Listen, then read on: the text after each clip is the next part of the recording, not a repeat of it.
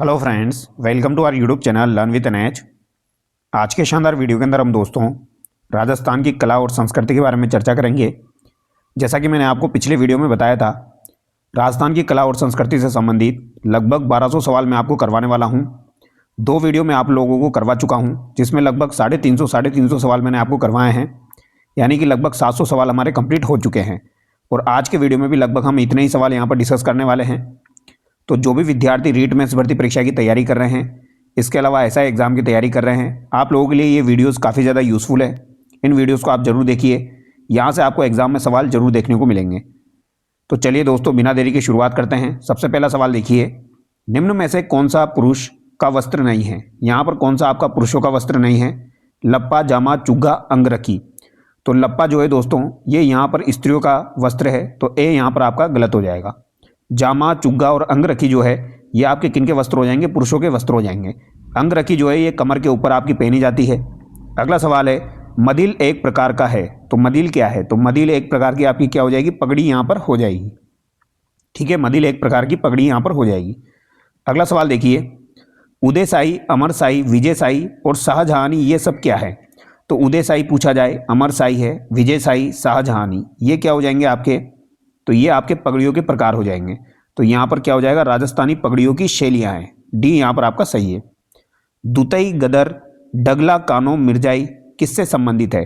तो दुतई, गदर, डगला, कानो, मिर्जाई, ये सभी के सभी आपके अंगरखी से संबंधित है। सी यहाँ पर आपका सही होगा।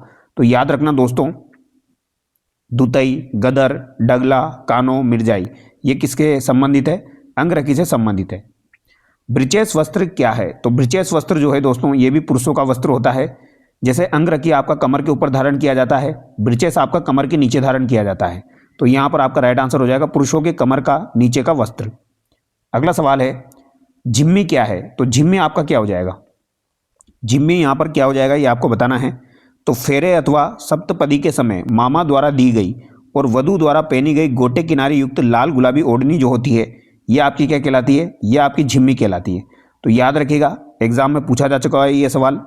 फेरेत अथवा सप्तपदी के समय मामा द्वारा दी गई और वधु द्वारा पहनी गई गोटे किनारे युक्त लाल गुलाबी ओढ़नी जो है, ये आपकी क्या कहलाती है? झिम्मी कहलाती है। अगला सवाल देखिए, राजस्थान में पोंचा एक प्रकार की ओढ़नी पहनी जाती है। तो राजस्थान में जो पोंचा है, ये कब पहना जाता है, ये आपको बताना है। तो माँ बनने के अवसर पर आपका पोंचा पहना जाता है। पोंचा 2 प्रकार का होता है, एक तो आपका गुलाबी पोंचा होता है और एक आपका पीला पोंचा होता है। पीला पोंचा जो होता है दोस्तों, ये तो आपके बच्चे के जन्म पर पहना जाता है, यानी लड़के का जन्म होता है तब पहना जाता है। और गुलाबी पोंचा जो है, ये लड़की का जन्म होता है तब आपका गुलाबी पोंचा पहना जाता है। तो दोनों बातें आपको ध्यान रखनी है। स्त्रियों द्वारा लहरिया भात की ओढ़नी किस माह में पहनी जाती है? तो लहरिया भात की जो ओढ़नी है, ये किस माह में आपकी पहनी जाती है? तो श्रावण के महीने में आपकी लहरिया भात की ओढ़नी पहनी जाती है। अगला सवाल है, भील पुरुषों द्वारा पहने जाने वाली तंग धोती है। तो भील पुरुषों के द्वारा पहने जाने वाली तंग धोती आपकी क्या कहलाती है? तो इसे देपाड़ा या डेपाड़ा कहा जाता है। ताराभात की ओढ़नी कौन सी महिलाएं ओढ़ती है? तो ताराभात की ओढ़नी जो है, ये आदिवासी महिलाओं के द्वारा ओढ़ी जाती है। ठीक है, काफ़ी बार एग्जाम में पूछा जा चुका है, याद रखिएगा। ताराभात की ओढ़नी जो है, ये आदिवासी महिलाओं द्वारा आपकी पहनी जाती है। अगला सवाल है, निम्न में से सही सुमेलित नहीं है। तो यहाँ पर कौन सा आपका सही सुमेलित नहीं है? बोरला, सिर, तिमणिया, कान, दामना, अंगुलिया, करधनी, कमर। तो यहाँ पर आभूषण दिए गए हैं, कौन सा आपका सही सुमेलित नहीं है? तो यहाँ पर जो आपका तिमणिया, कान दिया गया है, ये गलत है, क्योंकि तिमणिया आभूषण आपके कहाँ का हो जाएगा? ये गले का आभूषण हो जाएगा। ये आपको ध्यान रखना है। बोरला सिर का है, दामना अंगुलिया का है, करधनी आपका कमर का हो जाएगा। अगला सवाल है, दांतों के बीच सोने की कील जड़वाना क्या कहलाता है? तो दांतों के बीच में अगर आप सोने की कील जड़वाते हो तो इसे क्या कहा जाता है? तो इसे चूप कहा जाता है। ए यहाँ पर आपका सही होगा। अगला सवाल देखिए, यहाँ पर आपका दिया गया है सिर, गला, कमर, पैर, और आपको यहाँ पर सुमेलित करना है। तो बताइए क्या आंसर होगा? मेमंद आभूषण आपका सिर में पहना जाता है। ठीक है, इसके अलावा अगर बात की जाए, हंसली आभूषण आपका गले में पहना जाता है। रमझोल आपका कहाँ पर पहना जाता है? तो पैर में पहना जाता है। और कणकती आपकी कमर में पहनी जाती है। तो यहाँ पर ऑप्शन डी आपका सही हो जाएगा। अगला सवाल देखिए, मांदलिया पहना जाता है। तो मांदलिया आभूषण जो है, ये आपका कहाँ पर पहना जाता है, ये आपको बताना है। तो ये आपका महिलाओं द्वारा गले पर पहना जाता है।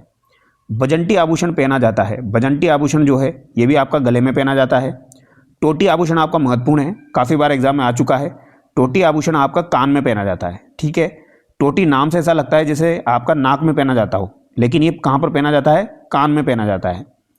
पुंची या पूंची या पूंछ आभूषण कहाँ पहना जाता है? तो पूंछ या पूंची आभूषण आपका कहाँ पर पहना जाएगा? तो ये कलाई में पहना जाता है, याद रखिएगा। पूंछ आभूषण आपका कहाँ पर पहना जाएगा? कलाई में पहना जाएगा। इसे पुंची या पूंची भी कहा जाता है। अगला सवाल देखिए, तुलसी नामक आभूषण महिलाओं द्वारा कहाँ पहना जाता है? तो तुलसी नामक आभूषण गले में पहना जाता है। बेसर भंवर नामक आभूषण महिलाओं द्वारा कहाँ पहना जाता है? तो बेसर आभूषण है, भंवर आभूषण है, ये दोनों आभूषण आपके कहाँ पर पहने जाते हैं? नाक में पहने जाते हैं। बेसरी आभूषण जो है दोस्तों, ये आपका कौन सी चित्रशैली में प्रयोग में लिया गया है? तो किशनगढ़ चित्रशैली में बेसरू आभूषण का बहुत ही अधिक प्रयोग में लिया गया है, ये आपको ध्यान रखना है। एक बार एग्जाम में पूछा जा चुका है, बेसरी आभूषण का सर्वाधिक प्रयोग कौन सी चित्रशैली में हुआ है? तो किशनगढ़ चित्रशैली में हुआ है। पलाण, मोहरा, गोरबंद, परचनी राजस्थान के किस पशु के श्रृंगार के आभूषण हैं? तो पलाण जो होती है ये क्या होती है दोस्तों? तो ऊंट के ऊपर जो काठी रखी जाती है, ऊंट के ऊपर जो काठी रखी जाती है उसे क्या कहा जाता है? उसे पलाण कहा जाता है, ये आपको ध्यान रखना है, ठीक है। गोरबंद भी आभूषण हो जाएगा ऊंट का, मोहरा भी आभूषण है, परचनी भी आभूषण है। तो ये किससे संबंधित है? ऊंट से संबंधित है। सी यहां पर आपका सही हो जाएगा, ठीक है। अब अगला सवाल देखते हैं हम। अगला सवाल है आपका, वह स्थान जहां लोक देवता रामदेव जी की समाधि अवस्थित है। तो ऐसा कौन सा स्थान है जहां पर रामदेव जी की समाधि अवस्थित है? तो रुनीचा जैसलमेर में रामदेव जी की समाधि बनी हुई है। अगला सवाल है, रामदेव जी के बारे में सत्य कथन की पहचान कीजिए। इन्होंने पोखरण में भैरव नामक तांत्रिक का वध किया, रामदेव जी ने रुनीचा नगर बसाया था। तो इन दोनों में से कौन सा कथन आपका सही है? तो रामदेव जी के द्वारा पोखरण में भैरव नामक तांत्रिक का वध किया गया था, यह बात बिल्कुल सही है, ठीक है। इस कथन को आप याद रखिएगा। इसके अलावा रामदेव जी ने रुनीचा नगर बसाया था, यह बात भी बिल्कुल सही है, यानी दोनों कथन यहां पर आपके सही हो जाएंगे। अगला सवाल देखिए, उस स्थान को चिन्हित कीजिए जो किसी भी प्रकार से लोक देवता रामदेव जी से संबंधित नहीं है। तो ऐसा कौन सा स्थान है जो कि रामदेव जी से संबंधित नहीं है? रुनीचा संबंधित है, पोखरण संबंधित है, मसूरिया की पहाड़ी भी संबंधित है, लेकिन बनेड़ा जो है वो यहाँ पर संबंधित नहीं है। रामदेव जी के ब्यावले किसके द्वारा रचित ग्रंथ है? तो रामदेव जी के ब्यावले किसके द्वारा रचित ग्रंथ है, ये आपको बताना है। तो ये आपके किसके द्वारा हो जाएंगे? पूनम चंद के द्वारा हो जाएंगे। इंपॉर्टेंट सवाल है, रामदेव जी के ब्यावले जो है ये पूनम चंद द्वारा रचित है, पूछे जा सकते हैं दोस्तों। इसी प्रकार के सवाल आपको जो है रीट मेंस के एग्जाम में देखने को मिलेंगे। अगला सवाल है, रुनीचा के बाबा रामदेव के अनुयायी किस पंथ के अंतर्गत संविष्ट हैं? तो रुनीचा में बाबा रामदेव के अनुयायी किस पंथ के अंतर्गत संविष्ट है? तो ये तो सिंपल सा सवाल है, कामड़िया पंथ यहाँ पर हो जाएगा। रामदेव जी के गुरु का नाम क्या था? तो रामदेव जी के गुरु का नाम क्या हो जाएगा? बालीनाथ जी हो जाएगा, ठीक है। क्या नाम हो जाएगा? बालीनाथ यहाँ पर हो जाएगा, रामदेव जी के गुरु का नाम। अगला सवाल है, रामदेव जी ने मक्का से आए 5 पीरों को पर्चा किस स्थान पर दिया था? तो मक्का से आए 5 पीरों को पर्चा रामदेव जी के द्वारा दिया गया था, चमत्कार दिखाया गया था। तो ये कहाँ पर दिखाया गया था? पंचपीपली में दिखाया गया था। तो याद रखिएगा, पंचपीपली पूछा जा सकता है दोस्तों। इसी प्रकार के सवाल आपके एग्जाम में बनकर आने वाले हैं। अगला सवाल देखिए, गोगा जी का प्रमुख मेला गोगामेडी हनुमानगढ़ में भरता है, जबकि दूसरा मेला आपका कहां पर भरता है? तो बेसिक सा सवाल है, एग्जाम में आ चुका है। गोगा जी की ऑलरेडी सांचौर में भी आपके गोगा जी का मेला लगता है। गांव गांव खेजड़ी गांव गांव गोगो कहावत में जिस संत का संबोधन है वे किस जिले में जन्मे थे? तो गांव गांव खेजड़ी, तो गांव गांव खेजड़ी गांव गांव गोगो, यानी गोगा जी के बारे में बात की जा रही है। तो गोगा जी का जन्म कहां पर हुआ था? तो ददरेवा चूरू में आपके गोगा जी का जन्म हुआ था। कहां पर हुआ था? ददरेवा चूरू में हुआ था, यह बात आप याद रखिएगा। अगला सवाल देखिए, हाली द्वारा हल जोतना आरंभ करते समय जो गोगा राखड़ी बांधी जाती है उसमें कितनी गांठें होती है? तो आपने देखा होगा, हाली द्वारा जब हल जोतना आरंभ किया जाता है खेत के अंतर्गत, तब गोगा राखड़ी बांधी जाती है। तो उसमें कितनी गांठें यहाँ पर होती है, ये आपसे पूछा गया है। तो उसमें 9 गांठें होती है। कितनी गांठें होती है? 9 गांठें होती है। लोक देवता गोगा जी किस शासक के समकालीन थे? तो गोगा जी के बारे में बात की जाए तो ये महमूद गजनवी के समकालीन थे। तो महमूद गजनी के समकालीन थे और इन्होंने इनसे युद्ध भी किया था। महमूद गजनवी के द्वारा ही इनको उपाधि दी गई थी फिर आपके दोस्तों, ठीक है। हिंदू लोग गोगा जी की पूजा किस रूप में करते हैं? तो हिंदू लोग जो है ये गोगा जी की पूजा किस रूप में करते हैं? तो ये नागराज के रूप में करते हैं। सी यहाँ पर आपका सही होगा। गोगा जी के घोड़े का नाम यहाँ पर क्या हो जाएगा? तो गोगा जी के घोड़े का नाम अगर आपसे पूछा जाए तो जवाड़िया जो है ये गोगा जी के घोड़े का नाम हो जाएगा। जवाड़िया जो है ये किनका घोड़ा है? तो ये आपके जो है दोस्तों गोगा जी का घोड़ा है, ठीक है। जाहर पीर की उपाधि किसे दी जाती है? तो जाहर पीर की उपाधि जो है ये गोगा जी को ही दी जाती है। ये किसने दी थी? महमूद गजनवी के द्वारा दी गई थी। अगला सवाल देखिए,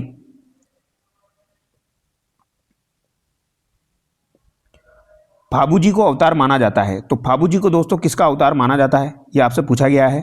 तो फाबू जी को लक्ष्मण जी का अवतार माना जाता है। ऊँटों के देवता के रूप में किन्हें माना जाता है? तो ऊँटों के देवता के रूप में फाबू जी की पूजा की जाती है। फाबू जी के फव्वाड़े किस वाद्य यंत्र के साथ गाए जाते हैं? तो फाबू जी के फव्वाड़े, तो यहाँ पर क्या पूछा गया है दोस्तों? फव्वाड़े पूछे गए हैं। तो ये बात आपको ध्यान रखनी है, यहाँ पर बात किसकी की जा रही है? फव्वाड़े की बात की जा रही है। तो जब भी फव्वाड़े की बात की जाए तो आपका राइट आंसर यहाँ पर क्या हो जाएगा? माठ वाद्य यंत्र यहाँ पर हो जाएगा। ठीक है, ये बात आपको ध्यान रखनी है, माठ वाद्य यंत्र आपका यहाँ पर होगा। लेकिन अगर आपसे फड़ की बात की जाए तो रावण हत्ता आप आंसर कर सकते हो।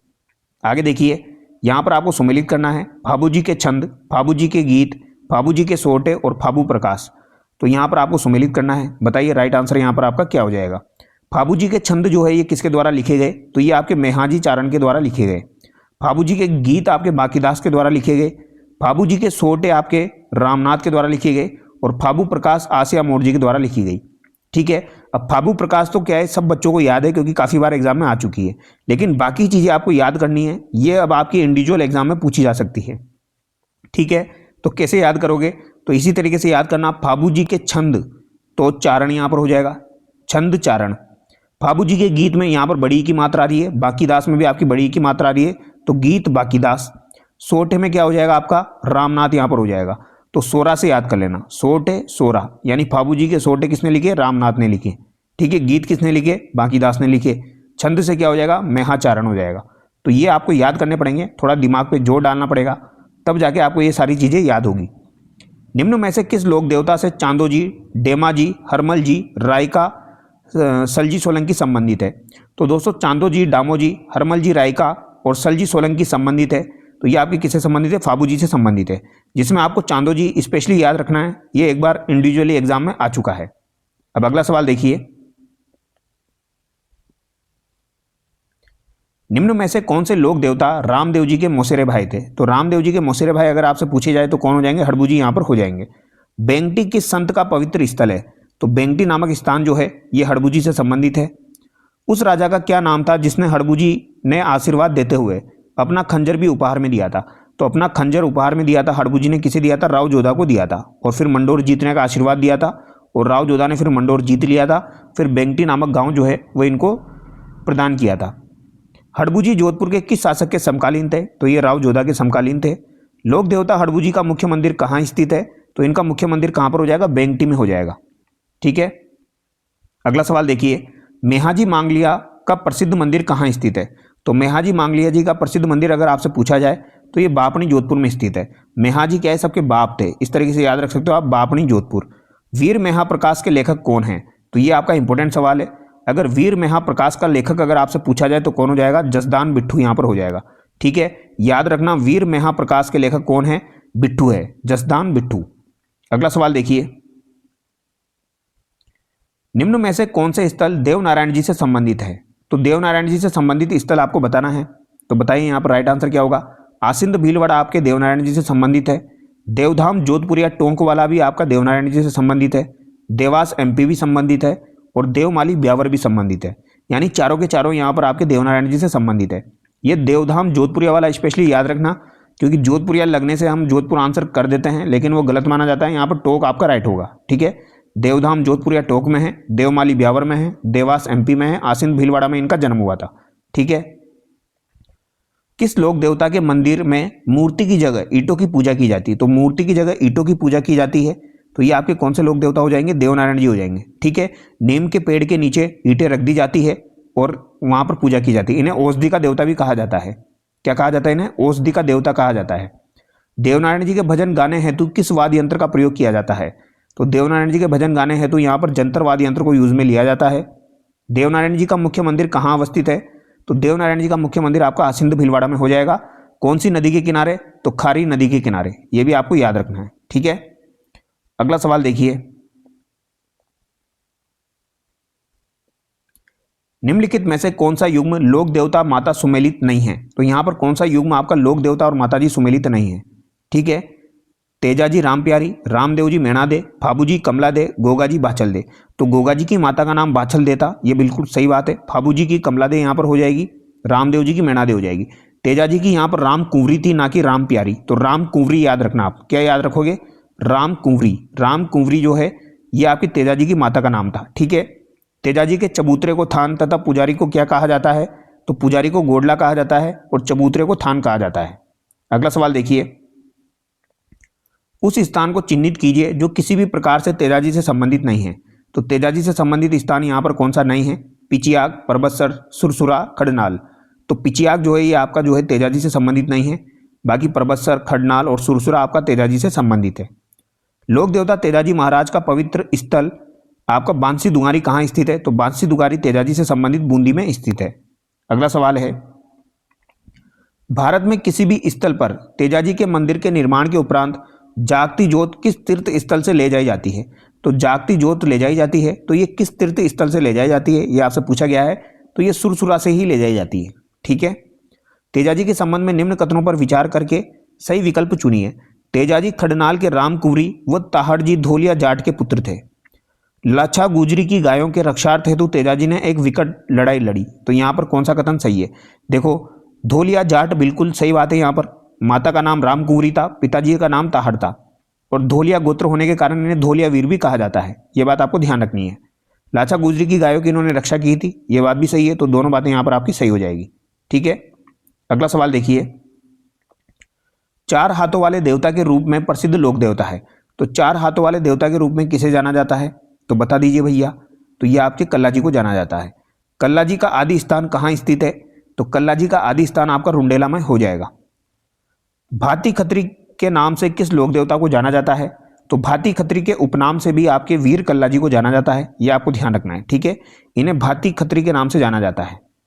लोक देवता कल्लाजी राठौड़ के समकालीन मेवाड़ का शासक कौन था? तो कल्लाजी राठौड़ आपको पता है, इन्होंने युद्ध लड़ा था अकबर के साथ। तो इनके समकालीन मेवाड़ का शासक कौन हो जाएगा? तो उदय सिंह यहाँ पर हो जाएगा, क्योंकि उदय सिंह ही शासक था उस समय। आपका युद्ध हुआ था 1568 में, ठीक है, अकबर के खिलाफ। लोक देवता कल्लाजी राठौड़ की समाधि कहाँ स्थित है? तो कल्लाजी राठौड़ जो है इनकी समाधि कहाँ पर बनी हुई है? तो चित्तौड़गढ़ में ही इनकी समाधि बनी हुई है, ठीक है।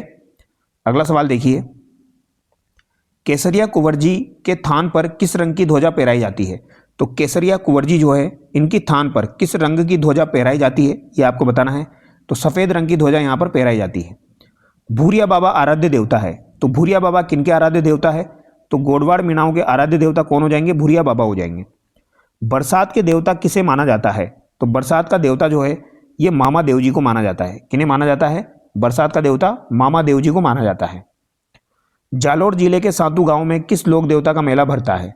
तो जालोर जिले का जो सांतू गांव है यहाँ पर किस लोक देवता का मेला भरता है? तो यहाँ पर वीर फत्ता जी का मेला भरता है। लोक देवता पन्नराज जी का संबंध राजस्थान के किस जिले से है? तो पन्नराज जी के बारे में पूछा जाए तो इनका संबंध किस जिले से हो जाएगा? जैसलमेर जिले से हो जाएगा। मारवाड़ के शासक जिन्हें लोक देवता के रूप में भी पूजा जाता है, तो ये तो आपके एक ही हो जाएंगे, मल्लीनाथ जी। ये मारवाड़ के शासक भी रहे हैं और इन्हें लोक देवता के रूप में भी पूजा जाता है। मल्लीनाथ जी ने मारवाड़ के संतों को एकत्र कर एक व्रत हरि कीर्तन कब करवाया था? तो एक हरि कीर्तन करवाया गया था किसके द्वारा? मल्लीनाथ जी के द्वारा। और ये कब करवाया गया ये आपसे पूछा गया है।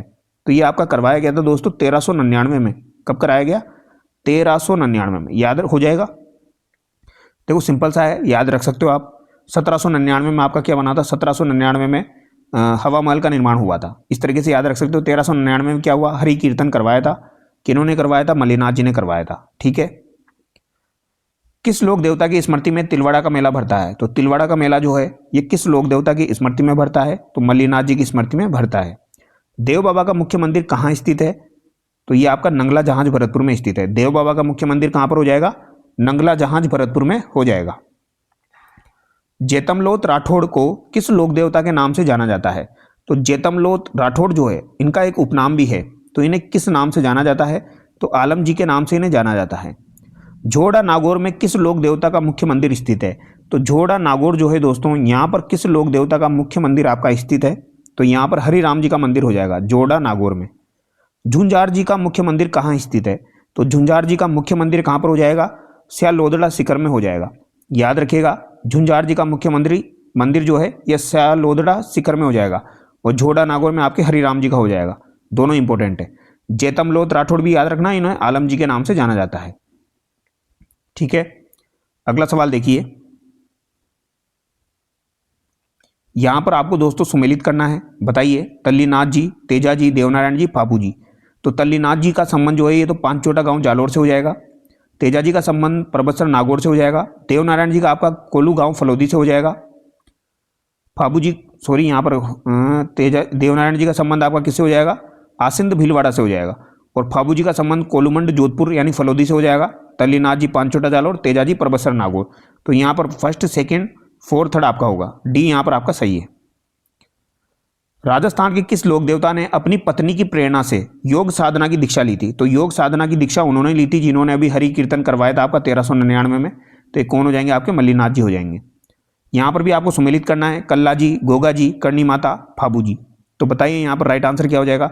तो कल्ला जी को तो भूत प्रेतों का देवता कहा जाता है, गोगा जी को सर्प का देवता कहा जाता है, करणी माता का संबंध चूहों से हो जाएगा, फाबू जी का संबंध आपका ऊंट से हो जाएगा। सिंपल सा सवाल है।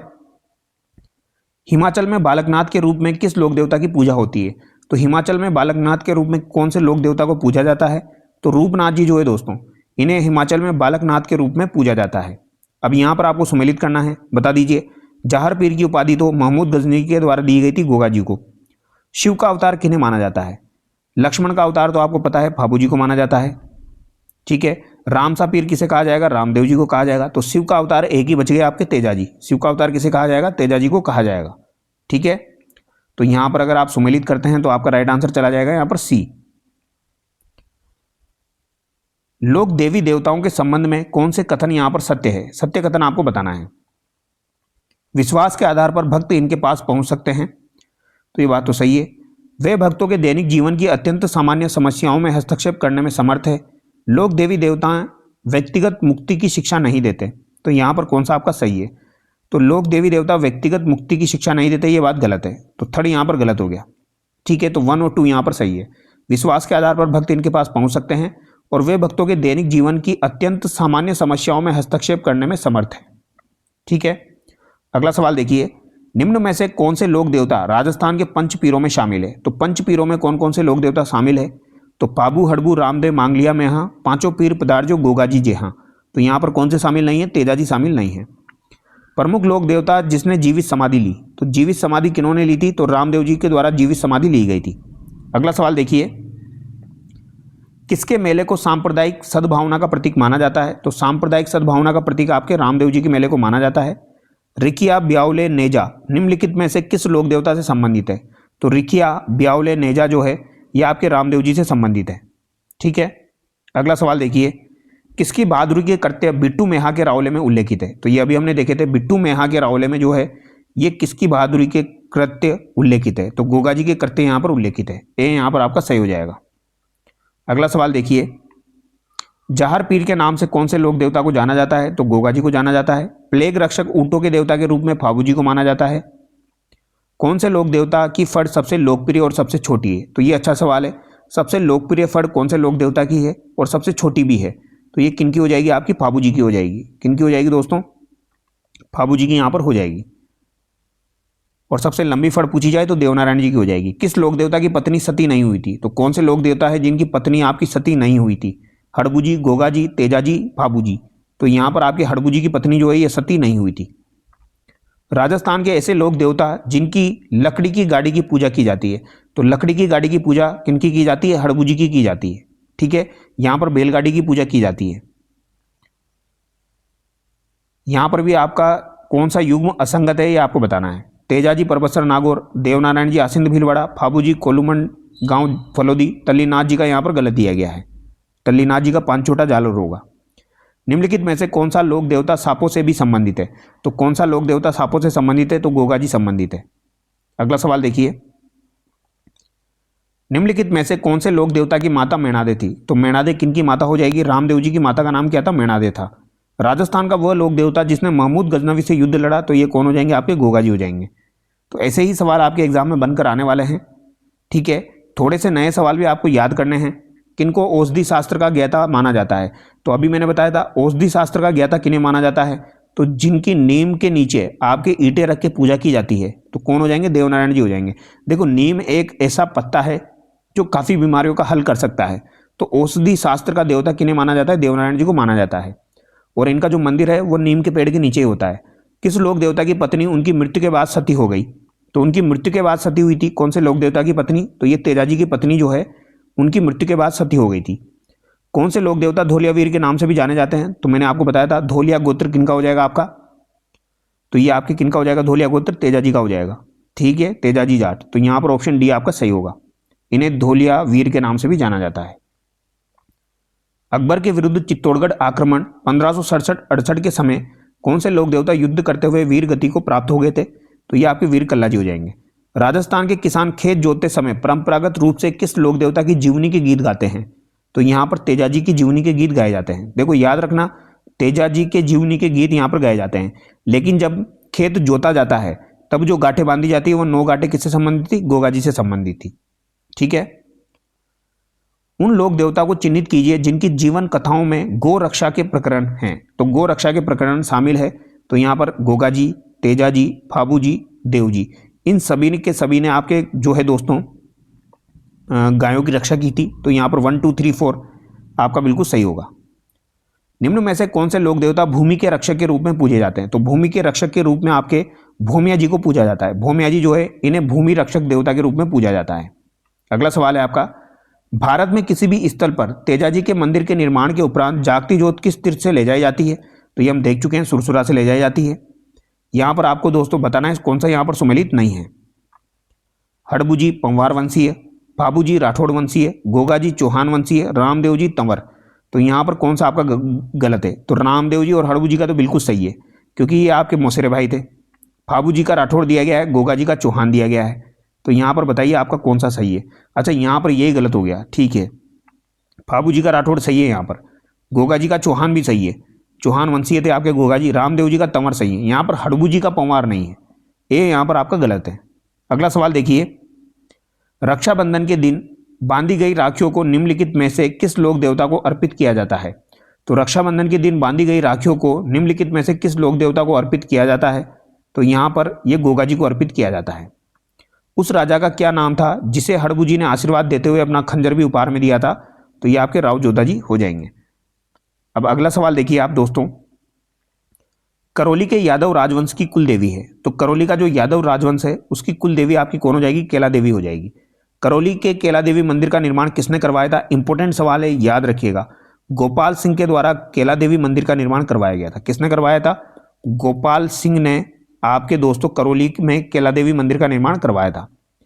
राजस्थान की कौन सी विख्यात लोक देवी का संबंध चूहों से है? तो करणी माता का संबंध चूहों से है।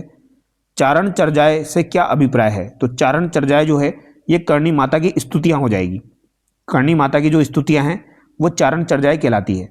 वह शासक जिसने देशनोक स्थित करणी माता मंदिर के दरवाजे सोने से निर्मित करवाए। काफी इंपॉर्टेंट सवाल है।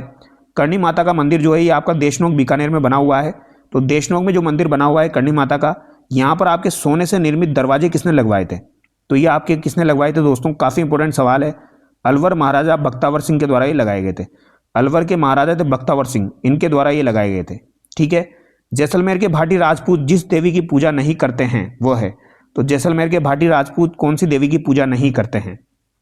आवड़ माता की करते हैं, आवरी माता की करते हैं, हिंगलाज माता की करते हैं, लेकिन करणी माता की नहीं करते हैं जैसलमेर के भाटी। ठीक है, किस माता के मंदिर में खंडित मूर्ति की पूजा की जाती है? तो खंडित मूर्ति की पूजा कहां पर की जाती है यह आपसे पूछा गया है। तो शीतला माता का जो मंदिर है यहां पर खंडित मूर्ति की पूजा की जाती है। ठीक है, शीतला माता का मंदिर आपका कहां पर बना हुआ है? तो ये आपका चाकसू जयपुर में बना हुआ है। इसका निर्माण माधो सिंह ने करवाया था और यहाँ पर खंडित मूर्ति की पूजा की जाती है। चेचक कोड की देवी के नाम से प्रसिद्ध लोक देवी है। तो चेचक की देवी किन्हें कहा जाता है? शीतला माता को ही कहा जाता है। ठीक है, चेचक कोड की देवी आपके शीतला माता को ही कहा जाता है। निम्न में से किस देवी को शिशु रक्षक लोक देवी माना जाता है? तो शिशु रक्षक लोक देवी किसे माना जाता है? तो ये आपके महामाया माता यानी महामाया माता को माना जाता है। और महामाया माता किन्हें कहा जाता है? शीतला माता को ही कहा जाता है। ये आपको ध्यान रखना है। ठीक है, इन माता का नाम हो जाएगा आपका महामाया माता। इन्हें महामाया माता के नाम से भी जाना जाता है और ये शिशु रक्षक लोक देवी के रूप में पूजी जाती है। जीर्ण माता कौन से राजपूत वंश की कुल देवी है? तो जीर्ण माता आपके चौहान राजवंश की कुल देवी है। ठीक है, जीण माता चौहान राजवंश की कुल देवी है। निम्नलिखित में से कौन सा युग्म यहाँ पर असंगत है, बताना जरा। केला देवी का करौली, करणी माता देशनोक, जीण माता जमवा रामगढ़, रानी सती आपकी झुंझुनू। तो जीण माता यहाँ पर जमवा रामगढ़ जयपुर दिया गया है, जो कि गलत है। मधुमक्खियों की देवी किन्हें कहा जाता है, तो जीण माता को ही कहा जाता है। जीण माता के संबंध में सत्य कथन की पहचान करनी है। इन्होंने काजल शिखर पर तपस्या की थी। इनका उल्लेख भागवत पुराण में भी मिलता है। तो यहाँ पर कौन से कथन आपके सही है, तो इन्होंने काजल शिखर पर तपस्या की थी, ये बात बिल्कुल सही है। तो ये काजल शिखर आपको याद रखना है, और इनका उल्लेख भागवत पुराण में भी मिलता है, ये बात याद रखनी है। दोनों बातें यहाँ पर सही है। अगला सवाल है, कनफटे जोगी डमरू व सारंगी वाद्य यंत्रों के साथ किस देवी के गीत गाए जाते हैं। तो कनफटे जोगी डमरू और सारंगी वाद्य यंत्र के साथ किस देवी के गीत गाए जाते हैं, यह भी आपका महत्वपूर्ण सवाल है। तो जीण माता के गीत गाए जाते हैं। झुंझुनू में रानी सती माता का मेला कब भरता है, इंपॉर्टेंट सवाल है। रानी सती माता का मेला झुंझुनू में कब भरता है, तो यह भाद्रपद अमावस्या को भरता है। कब भरता है, भाद्रपद अमावस्या को भरता है। सांबर झील में निम्न में से किस देवी का मंदिर स्थित है, तो सांबर झील में तो आपके शाकंभरी माता का मंदिर स्थित है। ठीक है, सांबर झील में शाकंभरी माता। त्रिपुरा सुंदरी माता की काले पत्थर की 18 भुजी प्रतिमा कहाँ स्थित है, तो त्रिपुरा सुंदरी माता का मंदिर कहाँ पर हो जाएगा, तलवाड़ा बांसवाड़ा में हो जाएगा। ठीक है, गांव का नाम पूछा जाए तो कौन सा गांव है, उमराई गांव है। ठीक है, तरताई माता जिसका मंदिर तलवाड़ा बांसवाड़ा में स्थित है, उन्हें किस और नाम से जाना जाता है, तो इन्हें त्रिपुरा सुंदरी के नाम से जाना जाता है। इन्हें तरताई माता भी बोला जाता है। तो याद रखना, त्रिपुरा सुंदरी माता को ही तरताई माता बोला जाता है। यहां पर काले पत्थर की 18 भुजी प्रतिमा है। मंडोर जोधपुर में चामुंडा माता मंदिर का निर्माण किसने करवाया था, तो मंडोर जोधपुर में चामुंडा माता मंदिर का निर्माण आपका किसके द्वारा करवाया गया, तो ये आपके राव चुंडा के द्वारा करवाया गया था। इंपॉर्टेंट सवाल है, च से चामुंडा च से चुंडा याद रख लेना। तो राव चुंडा के द्वारा ही आपका दोस्तों चामुंडा माता मंदिर का निर्माण करवाया गया था। दोस्तों इसको एक बार क्रॉस चेक करना। यहां पर जहां तक मुझे याद आ रहा है राव जोधा यहां पर सही होगा। ठीक है, राव जोधा यहां पर सही होगा, चुंडा सही नहीं होगा, यहां पर राव जोधा यहां पर आंसर होना चाहिए। ठीक है, इसको एक बार क्रॉस चेक कर लेना, इसको मैं कमेंट करके आपको बता दूंगा। चामुंडा माता मंदिर का निर्माण मुझे जहां तक याद आ रहा है राव जोधा ने करवाया था। ठीक है, अगला सवाल देखिए, निम्नलिखित में से सुमेलित है। लोक देवी मुख्य मंदिर, आई माता बिलाड़ा दिया गया है, नारायणी माता शिखर, केवाई माता जोधपुर, चौथ माता टोंक। तो यहां पर कौन सा आपका जो है सुमेलित है, तो आई माता का मंदिर आपका बिलाड़ा जोधपुर में हो जाएगा, बिल्कुल सही है। किस देवी के मंदिर को दरगाह कहा जाता है, तो आपके आई माता का जो मंदिर है इसे क्या कहा जाता है, दरगाह कहा जाता है। निम्नलिखित में से कौन सा समुदाय अपने मंदिरों के लिए बडेर पद का प्रयोग करता है, तो बडेर पद का प्रयोग करता है अपने मंदिरों के लिए, तो ये कौन सा समुदाय करता है, ये आपसे पूछा गया है। तो ये आपका कौन सा समुदाय करेगा, तो ये आपका सिरवी समुदाय करता है। कौन सा समुदाय करेगा, सिरवी समुदाय। ठीक है, ओसिया जोधपुर की सचिया माता मंदिर किस जाति की कुल देवी है, तो सचिया माता मंदिर जो है ये ओसवाल जाति की कुल देवी हो जाएगी। ओसिया जोधपुर का जो सचिया माता जो है ये ओसवाल जाति की कुल देवी है। जोधपुर के राठौड़ों की कुल देवी जिसकी 18 भुजाएं हैं, तो जोधपुर के राठौड़ों की कुल देवी जिसकी 18 भुजाएं हैं ये नागनेची माता आपकी हो जाएगी। निम्न में से कौन से कथन असत्य है, तो यहां पर कौन से कथन आपके असत्य हो जाएंगे। स्वांग्या माता जैसलमेर के भाटी वंश की कुल देवी है, तन्नोट माता की पूजा बीएसएफ के जवान करते हैं। तो स्वांग्या माता जैसलमेर के भाटिया वंश की कुल देवी है और तन्नोट माता की पूजा बीएसएफ के जवान करते हैं। तो यहाँ पर कौन सा कथन असत्य है, ये तो दोनों सत्य है, तो यहाँ पर कोई सा भी आपका असत्य नहीं है। ठीक है, अगला सवाल देखिए, थार की वैष्णो देवी या सेना की देवी किसे कहा जाता है, तो ये तन्नोट माता को कहा जाता है। सुगन चिड़ी को किस माता का स्वरूप माना जाता है, सुगन चिड़ी को आवड़ माता का स्वरूप माना जाता है। ठीक है, आवड़ माता का स्वरूप सुगन चिड़ी को माना जाता है। सुगाली माता की 10 सिर और 54 हाथ की प्रतिमा कहाँ स्थित है, तो सुगाली माता जो है इनके 10 सिर है और 54 हाथ है। तो ये सवाल भी एक बार एग्जाम में पूछा जा चुका है। इनके हाथ कितने हैं, तो 54 है, सिर कितने हैं, 10 है, और इनकी प्रतिमा कहाँ पर है, पाली में हो जाएगी। सुगाली माता की प्रतिमा कहाँ पर हो जाएगी, पाली में आपकी हो जाएगी। 1857 के स्वतंत्रता संग्राम के समय मारवाड़ में निम्नलिखित में से किस कुल देवी की मूर्ति प्रेरणा स्त्रोत थी, तो ये कौन सी हो जाएगी, आपकी सुगाली माता हो जाएगी, जिनके 10 सर हैं और आपके 54 हाथ है। आमेर में शीला देवी का मंदिर किसने बनवाया था, तो आमेर में शीला देवी का मंदिर जो है ये मानसिंह के द्वारा बनाया गया था। देखो शीला देवी का पूछा जाए तो मानसिंह ने बनवाया, शीतला माता का पूछा जाए तो माधो सिंह ने बनवाया। राजस्थान की वह देवी जिसके मंदिर में भक्तों की इच्छानुसार शराब का प्रसाद मिलता है, तो शराब का प्रसाद मिलता है, ऐसी देवी आपकी कौन सी हो जाएगी, तो ये आपकी शीला देवी ही हो जाएगी। ठीक है, आशापुरी माता का मुख्य मंदिर कहाँ स्थित है, तो आशापुरी माता का मुख्य मंदिर आपका जालोर में हो जाएगा। अगला सवाल देखिए, ज्वाला माता मंदिर कहाँ पर है? जोबनेर में है। केवाय माता का मंदिर किनसरिया नागौर में है। सुंदा माता का मंदिर सांबर दिया गया है, जो कि गलत है। तो यहाँ पर कौन सा आपका सही सुमेलित है? ए और बी यहाँ पर आपका सही हो जाएगा। बदनौर भीलवाड़ा में कुशाल माता का मंदिर का निर्माण किसने करवाया?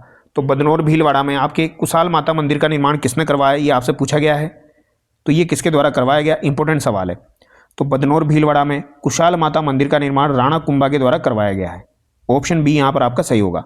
अंबिका माता का मंदिर अवस्थित है, तो ये आपका जगत उदयपुर में अवस्थित है। किनसरिया नागौर में किस देवी का मंदिर स्थित है? किनसरिया नागौर में आपके केवाय माता का मंदिर स्थित है। केवाय माता मंदिर पर लगे शिलालेख के अनुसार मंदिर का निर्माण किसने करवाया था? तो चच्च देव के द्वारा आपके केवाय माता मंदिर का निर्माण करवाया गया था। महत्वपूर्ण सवाल है, पूछे जा चुके हैं। दादिच या दायमा ब्राह्मणों की कुल देवी है, तो इनकी कुल देवी कौन हो जाएगी? दधिमती माता हो जाएगी। दधिमती माता का मंदिर जो है ये गोठ मांगलोद नागौर में बना हुआ है और ये गुज्जर प्रतिहार शैली में बना हुआ है। सेन यानी कि नाई समाज की कुल देवी के रूप में कौन सी लोक देवी को पूजा जाता है? तो यहाँ पर आपके नारायणी माता को पूजा जाता है। कालिका माता किस वंश की इष्ट देवी है? तो कालिका माता आपके गुहिल वंश की इष्ट देवी है। कालिका माता जो है ये गुहिल वंश की इष्ट देवी हो जाएगी। इंपॉर्टेंट सवाल है। अग्नि स्नान करने वाली देवी के नाम से जानी जाती है, तो अग्नि से स्नान करने वाली देवी के नाम से किन्हें जाना जाता है? इंडाना माता को जाना जाता है। तो महत्वपूर्ण सवाल है, अग्नि से स्नान करने वाली कौन सी माता हो जाएगी? आपकी ईडाना माता हो जाएगी। राजसमंद झील में किस लोक देवी का मंदिर है? तो राजसमंद झील में आपके घेवर माता का मंदिर हो जाएगा। हमीर को चित्तौड़गढ़ विजय का आशीर्वाद किस देवी ने दिया था? तो हमीर को चित्तौड़गढ़ विजय का आशीर्वाद आपके बरवड़ी माता यानी बिरवड़ी माता के द्वारा दिया गया था। इंपॉर्टेंट सवाल है। तो हमीर को चित्तौड़ विजय का आशीर्वाद किसने दिया था? तो बिरवड़ी माता के द्वारा दिया गया था। अब आगे देखिए, यहां पर कौन सा सुमेलित नहीं है? तो कौन सा सुमेलित नहीं है? कछुआ वंश शीला देवी, बीकानेर के राठौड़ वंश करणी माता, करौली के यादव केला देवी, सोनगरा के चौहान अन्नपूर्णा माता। तो ये यहां पर गलत हो जाएगा। सुगाली माता किस राज परिवार की आराध्य देवी है? तो सुगाली माता किस राज परिवार की आराध्य देवी है? आवा के ठाकुर चंपावतों की आपकी आराध्य देवी है सुगाली माता। 1857 के क्रांति की देवी भी इन्हें माना जाता है। आदिवासियों की कुल देवी कौन है? तो आदिवासियों की देवी आपकी कंटेश्वरी माता हो जाएगी। कंटेश्वरी माता जो है यह आपके आदिवासियों की देवी हो जाएगी। यहां पर आपको सुमेलित करना है, कौन सा आंसर आपका सही होगा। करणी माता दिया गया है, सकराय माता है, आई माता है, नारायणी माता है। तो यहां पर बताइए करणी माता जो है ये किससे संबंधित है? तो ये तो चारण से संबंधित है। सकराय माता आपकी खंडेल वालों से संबंधित है। आई माता सिरवी जाति से संबंधित है। नारायणी माता नाई जाति से संबंधित है। तो यहां पर आपका राइट आंसर ऑप्शन बी हो जाएगा। अगला सवाल देखिए, यहां पर भी आपको सुमेलित करना है। ब्राह्मणी माता दिया गया है यहां पर, तो ब्राह्मणी माता, इसके अलावा शीतला माता, जीर्ण माता, सचिया माता। तो ब्राह्मणी माता का संबंध तो आपका कहां से हो जाएगा? सोरसेन बारा से हो जाएगा। शीतला माता का संबंध अगर आपसे पूछा जाए तो इनका संबंध कहां से हो जाएगा? चाकसू जयपुर से हो जाएगा।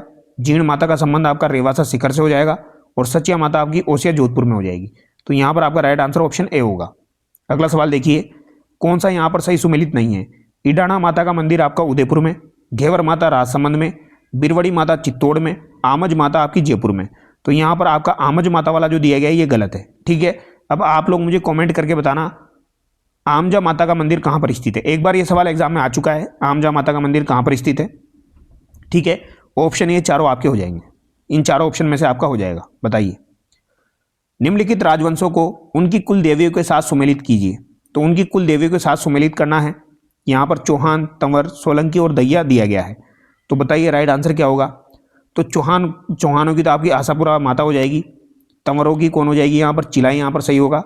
इसके अलावा सोलंकी की पूछा जाए तो खीमज यहाँ पर सही होगा। दैया की कौन सी हो जाएगी? केवाई हो जाएगी। तो यहाँ पर ऑप्शन सी आपका सही है। ठीक है, अब अगला सवाल देखिए आप,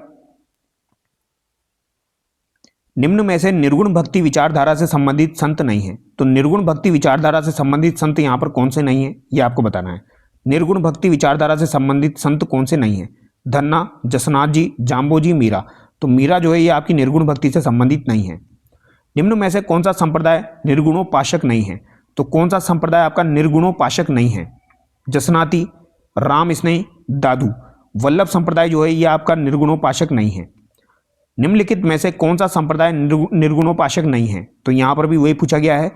जसनाती है, राम स्नेही है, दादू है। नाथ संप्रदाय आपका निर्गुणोपासक नहीं है। ठीक है, यानी वल्लभ आपका निर्गुणोपासक नहीं है, इधर से नाथ भी नहीं है, मीराबाई भी नहीं है, ये आपको ध्यान रखना है। उस युग्म को चुनिए जिसके दोनों संत रामानंद के शिष्य थे। तो दोनों संत आपके रामानंद के शिष्य रहे हैं, तो ये कौन कौन हो जाएंगे? तो धन्ना और पीपा जो है ये रामानंद जी के शिष्य रहे हैं। संत धन्ना का जन्म कहाँ पर हुआ था? तो धन्ना जी का जन्म आपका धुवन गांव टोक में हुआ था। संत पीपा कहाँ के शासक थे? तो संत पीपा आपके गागरोन के शासक हो जाएंगे। राजस्थान के किस संत और रामानंद के शिष्य ने अपने राज्य त्याग कर गुरु मंडली में सम्मिलित हुए थे? तो अपने राज्यपाठ को इन्होंने त्याग दिया था और गुरु मंडली में सम्मिलित हुए थे, तो ये कौन हो जाएंगे? तो संत पीपा जी यहां पर हो जाएंगे। निम्न में से किस लोक संत को दर्जी संप्रदाय का आराध्य देवता माना जाता है? तो दर्जी संप्रदाय का आराध्य देवता किन्हें माना जाता है? तो ये भी आपका अच्छा सवाल है, बताइए राइट आंसर क्या होगा? तो दर्जी संप्रदाय का आराध्य देवता किन्हें माना जाता है? संत पीपा जी को माना जाता है। ठीक है, बी यहां पर आपका सही है। किस लोक देवता के माता पिता का नाम हंसा देवी और लोहट जी था? तो हंसा देवी माता का नाम, लोहट जी पिता का नाम, किनका हो जाएगा? तो जाम्बो जी का हो जाएगा। जाम्बो जी की माता का नाम हंसा देवी था और लोहट जी इनके पिता का नाम हो जाएगा। हंसा देवी जाम्बो जी को जो है कृष्ण का अवतार मानती थी, यानी अपने बेटे कृष्ण के रूप में मानती थी। बीकानेर के निकट संबराथल को किसने अपना कर्मस्थल बनाया था? तो बीकानेर के निकट संबराथल को जाम्बो जी के द्वारा ही अपना कर्मस्थल बनाया गया था। तो याद रखना, संबराथल को इन्होंने कर्मस्थल बनाया था, बीकानेर वाले को। पर्यावरण चेतना जैसी आधुनिक शब्दावली का महत्व बहुत पहले किस संत ने जान लिया था? तो पर्यावरण से संबंधित जो आपकी चेतना है इसके बारे में किसने जान लिया था? जाम्बो जी ने जान लिया था। बी यहां पर आपका सही है। संत जाम्बो जी को समाधिस्थ किया गया था, तो इनको कहां पर समाधिस्थ किया गया था? तो मुकाम बीकानेर में इनको समाधिस्थ किया गया था। निम्न में से जाम्बो जी की रचना कौन सी यहां पर नहीं है? जंब सागर, शबदवाणी, चितावणी, विष्णोई धर्म प्रकाश। तो चितावणी जो है ये जाम्बो जी से संबंधित नहीं है। जंब सागर है, शबदवाणी है, विष्णोई धर्म प्रकाश है। ठीक है, अगला सवाल देखिए। निम्न में से किस संत को उनके चमत्कारों से प्रभावित होकर दिल्ली सुल्तान सिकंदर लोदी ने कत्रियासर के पास भूमि दी थी? तो सिकंदर लोदी के द्वारा कत्रियासर के पास भूमि दी गई थी उनके चमत्कारों से प्रसन्न होकर, तो ये कौन हो जाएंगे? जसनाथ जी यहां पर हो जाएंगे। ठीक है, संत जसनाथ जी के बारे में कौन सा कथन यहां पर सही नहीं है? इनका जन्म 1482 में बीकानेर के कत्रियासर में हुआ। कत्रियासर में इन्होंने 12 वर्ष तक साधना की। 1506 ईस्वी में इन्होंने कत्रियासर में समाधि ली। इनके उपदेश सिम्बुधड़ा व कोंडा नामक ग्रंथ में संग्रहित है। तो यहां पर जो गलत कथन है वो आपको बताना है। तो यहां पर ए सही है, सी सही है, डी सही है, बी यहां पर आपका गलत दिया गया है। ठीक है, जसनाथ जी व जाम्बो जी के परस्पर मिलन का उल्लेख किस ग्रंथ से प्राप्त होता है? तो जसनाथ जी और जाम्बो जी के परस्पर मिलन का उल्लेख किस ग्रंथ में प्राप्त होता है? इंपॉर्टेंट सवाल है। तो ये आपको मिलेगा यशोनाथ पुराण में। कहां मिलेगा? यशोनाथ पुराण में। निम्नलिखित में से कौन सा जसनाती संप्रदाय का मुख्य केंद्र है? तो जसनाती संप्रदाय का मुख्य केंद्र कत्रियासर बीकानेर हो जाएगा। लालनाथ जी, चोकनाथ जी और सवाई दास जी संत किस संप्रदाय से संबंधित है? तो लालनाथ जी, चोकनाथ जी, सवाई दास जी ये आपके जसनाती संप्रदाय से संबंधित है। सिम्बुदड़ा व कोंडा ग्रंथ आपके किससे संबंधित है? तो ये जसनाथ जी से संबंधित है। बमलू, लिखमा देसर, पांचला, सिद्ध किस संप्रदाय से संबंधित है? तो ये पीठे हो जाएगी। बमलू, लिखमा देसर, पांचला ये पीठे हैं इनकी। तो ये किनसे संबंधित है? तो ये भी आपकी जसनाती संप्रदाय से संबंधित है। धौलीधूप ग्राम किस संप्रदाय से संबंधित है? तो धौलीधूप ग्राम जो है ये लालदासी संप्रदाय से आपका संबंधित हो जाएगा। निम्नलिखित में से किस संप्रदाय के अनुयायी मैव मुसलमान भी है? तो लालदासी संप्रदाय के जो अनुयायी हैं ये मैव मुसलमान आपके हो जाएंगे, क्योंकि इनका संबंध कहां से? आपका अलवर से हो जाएगा। अगला सवाल देखिए। निम्नलिखित संतों में से कौन जन्म से मुसलमान था? तो कौन इनमें जन्म से मुसलमान था ये आपसे पूछा गया है। तो ये लालदास जी यहां पर हो जाएंगे। संत लालदास जी से संबंधित निम्नलिखित कथनों पर विचार करना है और सही विकल्प का चयन करना है। संत लालदास जी आजीवन अविवाहित रहे। संत लालदास जी की मृत्यु के पश्चात उनके समाधि स्थान पर मंदिर का निर्माण करवाया गया। तो यहां पर आपको गलत युग्म की पहचान करनी है, सॉरी यहां पर सही विकल्प की पहचान करनी है। तो यहां पर सही विकल्प आपका कौन सा है? संत लालदास जी आजीवन अविवाहित रहे। तो अविवाहित रहे यानी इन्होंने विवाह नहीं किया, ये यहां पर पूछा गया है। ठीक है, इसके अलावा संत लालदास जी की मृत्यु के पश्चात उनके समाधि स्थान पर मंदिर का निर्माण करवाया गया। तो ये अविवाहित नहीं रहे थे, ये बात गलत है। ठीक है, और ये बात भी यहां पर आपकी गलत हो जाएगी। तो यहां पर दोनों कथन आपके असत्य हैं। निरंजनी संप्रदाय की स्थापना किसने की? तो निरंजनी संप्रदाय की स्थापना आपके संत हरिदास जी के द्वारा की गई थी। मंत्र राजप्रकाश किस संत के आध्यात्मिक विचारों का संकलन है? तो मंत्र राजप्रकाश आपके संत हरिदास जी के विचारों का संकलन हो जाएगा। मुगल सम्राट अकबर द्वारा जिस संत को फतेहपुर सीकरी आमंत्रित किया गया था वह था, तो फतेहपुर सीकरी दादू दयाल जी को आमंत्रित किया गया था। दादू जी की शिक्षाओं का संकलन दादूवाणी रचित है, तो दादूवाणी आपका किसमें रचित है ये आपसे पूछा गया है, तो ये आपका ढूंढाड़ी बोली में ही रचित है, बी यहाँ पर आपका सही हो जाएगा। अगला सवाल है संत गुणसागर और नाममाला किस संत द्वारा रचित है? तो संत गुणसागर और नाममाला ये कौन से संत के द्वारा आपकी रचित है? इंपॉर्टेंट है, याद रखिएगा ये किसके द्वारा रचित है? तो ये दादू दयाल जी के द्वारा ही रचित है, संत गुणसागर और नाममाला।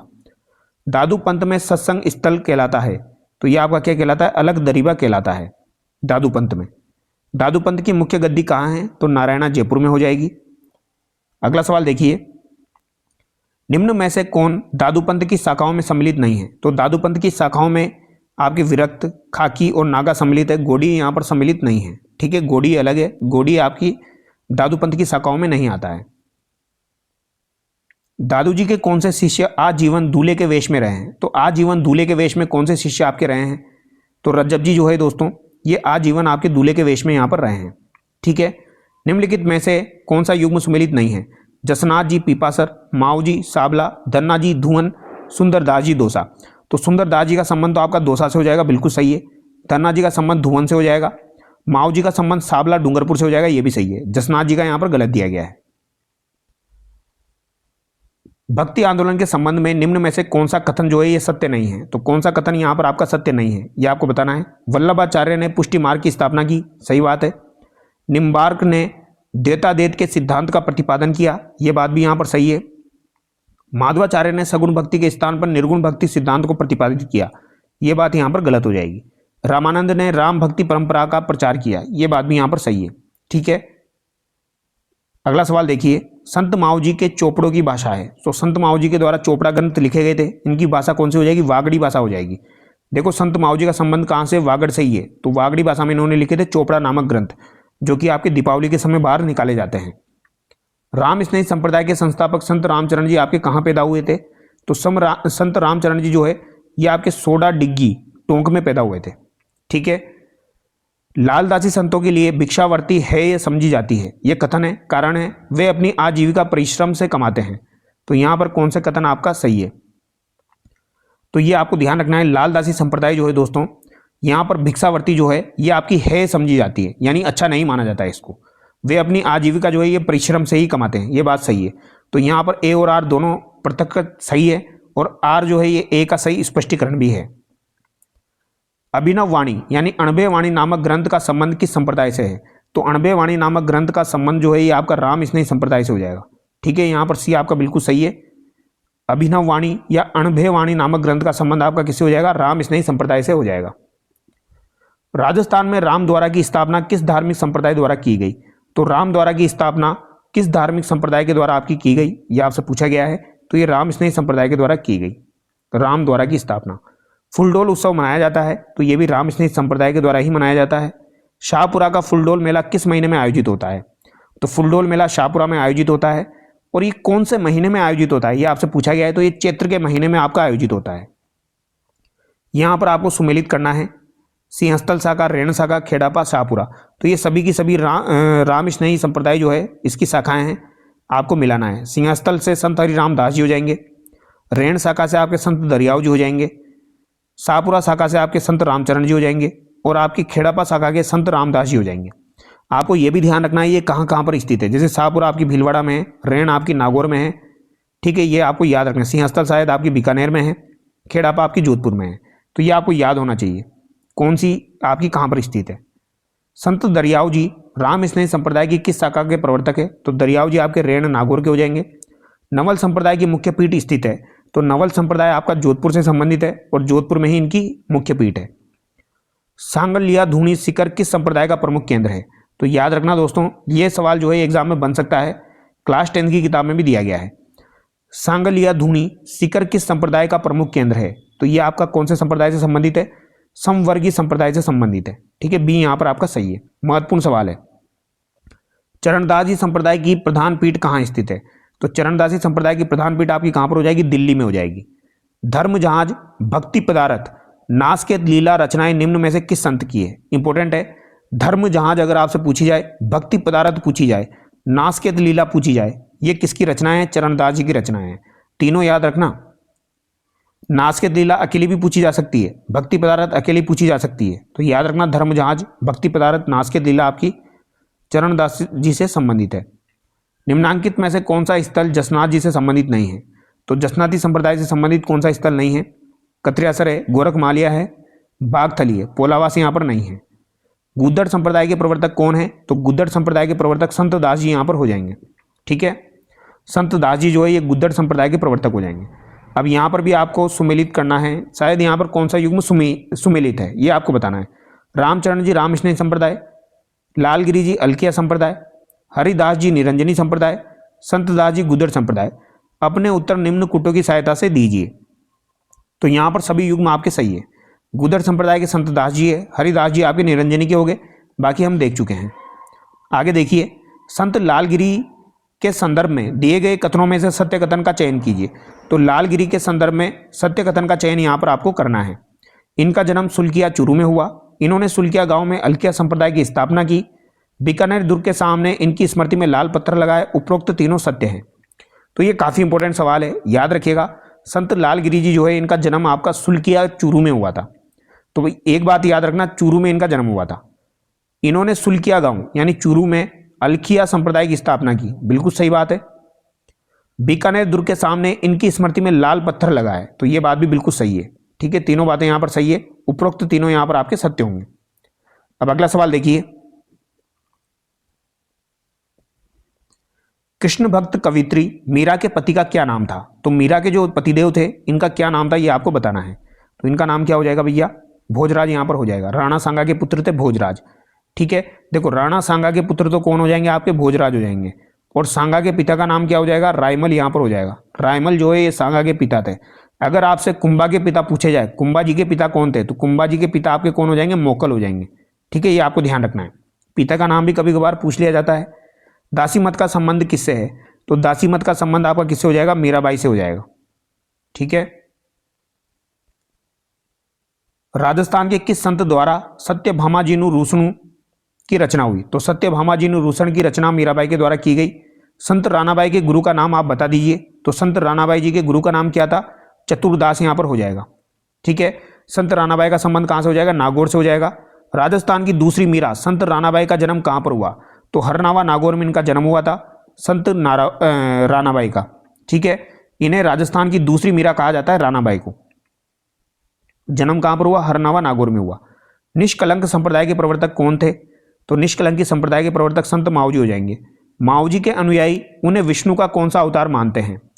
तो विष्णु का कल्कि अवतार माना जाता है संत माऊजी को। और इनका संबंध आपका साबला डूंगरपुर से है। बेणेश्वर धाम की स्थापना किसने की थी? तो ये आपके संत माऊजी के द्वारा ही की गई थी। संत माऊजी ने किस ग्रंथ की रचना की? तो ये अभी हम देख चुके हैं, चोपड़ा ग्रंथ लिखे थे वागड़ी भाषा में। ठीक है, आचार्य भिक्षु ने तेरापंथ धर्म संघ की स्थापना किस दिन की थी? तो आचार्य भिक्षण या भिक्षु कहा जाता है, इन्होंने 13 पंथ धर्म संघ की स्थापना की थी। तो ये कब की थी ये आपसे पूछा गया है, काफी डीप सवाल है, पूछा जा सकता है। आषाढ़ पूर्णिमा को की थी। ठीक है, आषाढ़ पूर्णिमा को आचार्य भिक्षु ने 13 पंथ धर्म संघ की स्थापना की थी। और अगर आपसे पूछा जाए 13 पंथ धर्म संघ की स्थापना किसने की थी, तो आचार्य भिक्षण या भिक्षु ने की थी। ठीक है, कब? आषाढ़ पूर्णिमा को। राजस्थान का 13पंथी संप्रदाय निम्नलिखित में से किससे संबंधित है? तो 13पंथी तो आपको पता होगा किससे संबंधित है, तो ये अभी हमने देखा जैन धर्म से संबंधित है। ठीक है, परनामी संप्रदाय के उपदेश किस धर्म ग्रंथ में संग्रहित है? तो परनामी संप्रदाय के उपदेश आपके कुजलम स्वरूपम में संग्रहित है। तो परनामी संप्रदाय के उपदेश किस में संग्रहित है? कुजलम स्वरूपम।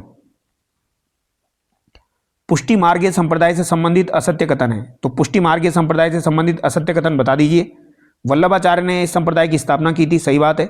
इस संप्रदाय के लोग कृष्ण को बाल रूप में पूजते हैं। इस संप्रदाय में प्रचलित संगीत हवेली संगीत कहलाता है। इस संप्रदाय की प्रधान पीठ शाहपुरा में है। तो ये बात यहां पर गलत हो गई। तो ये तीनों बातें यहां पर सही है। ये हवेली संगीत वाली बात आप याद रखना, ये एक बार एग्जाम में पूछी जा चुकी है। इस संप्रदाय में प्रचलित संगीत क्या कहलाता है? हवेली संगीत कहलाता है। यहां पर आपको सुमेलित करना है, बताइए। द्वारकाधीश, श्रीनाथ जी, मथुराधीश जी, गोविंद देव जी। द्वारकाधीश जी का मंदिर तो कांकरोली राजसमंद में है, राज सिंह के समय बनाया गया था। श्रीनाथ जी का मंदिर आपका कहाँ पर है? नाथद्वारा में हो जाएगा। मथुराधीश जी का मंदिर कहाँ पर है? तो ये कोटा में हो जाएगा। और गोविंद देव जी का मंदिर जयपुर में हो जाएगा। तो यहाँ पर ऑप्शन है आपका सही है। अगला सवाल देखिए, कौन सा संप्रदाय राधा को श्री कृष्ण की परिणीता मानकर पूजा करता है? तो राधा को श्री कृष्ण की परिणीता मानकर पूजा कौन सा संप्रदाय करता है? तो निम्बार्क संप्रदाय ये करता है। ठीक है, याद रखना, महत्वपूर्ण सवाल है। सलेमाबाद में निम्बाकाचार्य पीठ की स्थापना किसने की थी? तो ये परशुराम देव के द्वारा की गई थी। निम्बाकाचार्य पीठ की स्थापना सलेमाबाद अजमेर में। गलताजी में रामानंदी संप्रदाय की पीठ स्थापित करने का श्रेय किसे जाता है? तो गलताजी आपका जयपुर में स्थित है, वहां पर रामानंदी संप्रदाय पीठ की स्थापना की गई थी। ये किसके द्वारा की गई थी? तो कृष्णदास परिहारी के द्वारा ये की गई थी। ठीक है, निम्न में से किसने जयपुर में नाथों का प्रभाव समाप्त कर रामानंदी भक्ति परंपरा स्थापित की? तो नाथों का प्रभाव इन्होंने समाप्त किया था और रामानंदी भक्ति परंपरा यहां पर स्थापित की थी। तो ये किसके द्वारा की गई थी? कृष्णदास जी के द्वारा ही की गई थी। यहां पर इनका जो है बातचीत हुई थी, नाथों के साथ इनके मत हुए थे, फिर यहां पर कृष्णदास परिहारी जी जो है ये जीत गए थे उन मतों में। तो इन्होंने रामानंदी भक्ति परंपरा से रामानंदी पीठ की स्थापना यहां पर की थी। रसिक संप्रदाय के प्रवर्तक कौन है? तो रसिक संप्रदाय के प्रवर्तक आपके अग्रदास जी हो जाएंगे। ठीक है, गोविंद देव मंदिर जयपुर एवं मदन मोहन मंदिर करौली किस संप्रदाय से संबंधित है? तो ये गौड़ीय संप्रदाय से आपका संबंधित है। ठीक है, मदन मोहन मंदिर कहां पर है? करौली में है। गोविंद देव जी मंदिर जयपुर में है। मथुराधीश जी मंदिर कोटा में है। संत संप्रदाय सुमेलित कीजिए। यहां पर संत और संप्रदाय आपको सुमेलित करना है। काफी इंपोर्टेंट सवाल है, काफी ज्यादा इंपोर्टेंट सवाल है। यह सवाल जो है ये आपको पूछा जा सकता है। ठीक है, याद रखना है। रामानुज संप्रदाय का अगर आपसे पूछा जाए तो रामानुज संप्रदाय विशिष्टाद्वैत से संबंधित है। माधवाचार्य संप्रदाय आपका द्वैत से संबंधित है। निम्बार्क संप्रदाय हम देख चुके हैं, निम्बार्क संप्रदाय आपका देताद्वैत से संबंधित है। और वल्लभाचार्य जो है ये शुद्धाद्वैत से संबंधित है। ये काफी इंपॉर्टेंट बात है, याद रखना। वल्लभाचार्य जो है बिल्कुल शुद्ध है, तो शुद्धाद्वैत, इस तरीके से याद करना। निम्बार्क संप्रदाय देताद्वैत, माधवाचार्य ओनली द्वैत और रामानुज आपका विशिष्टाद्वैत, इस तरीके से याद रखना। अगला सवाल देखिए, आचार्य तुलसी ने अणुव्रत आंदोलन का प्रारंभ कहां से किया? तो आचार्य तुलसी ने अणुव्रत आंदोलन जो प्रारंभ किया था ये कहां से शुरू किया था? तो इन्होंने सरदार शहर चूरू से शुरू किया था। काफी इंपॉर्टेंट सवाल है। सरदार शहर चूरू से इन्होंने शुरू किया था। कब शुरू हुआ था? ये 1949 में शुरू हुआ था। याद रखना, आचार्य तुलसी ने अणुव्रत आंदोलन कहां से शुरू किया? सरदार शहर चूरू से। खंडेला में ठाकुर बिहारी मंदिर का निर्माण किसकी स्मृति में हुआ? तो ठाकुर बिहारी मंदिर का निर्माण किसकी स्मृति में हुआ था, यह आपको बताना है। तो यह आपका संत करमेती बाई की स्मृति में हुआ था। तो खंडेला में ठाकुर बिहारी मंदिर का निर्माण किसकी स्मृति में हुआ? संत करमेती बाई की स्मृति में हुआ था। सही सुमेलित नहीं है, यहां पर कौन सा आपका सही सुमेलित नहीं है? भूरीबाई अलग का सादरगढ़ उदयपुर, तो भूरीबाई अलग का कार्यक्षेत्र आपका मेवाड़ रहा है। यह सवाल काफी बार एग्जाम में आ चुका है। ज्ञानमती बाई आपका गजगोर जयपुर, कर्माबाई आपकी नागौर, बिल्कुल सही है। कर्माबाई वाला सवाल भी काफी बार आ चुका है।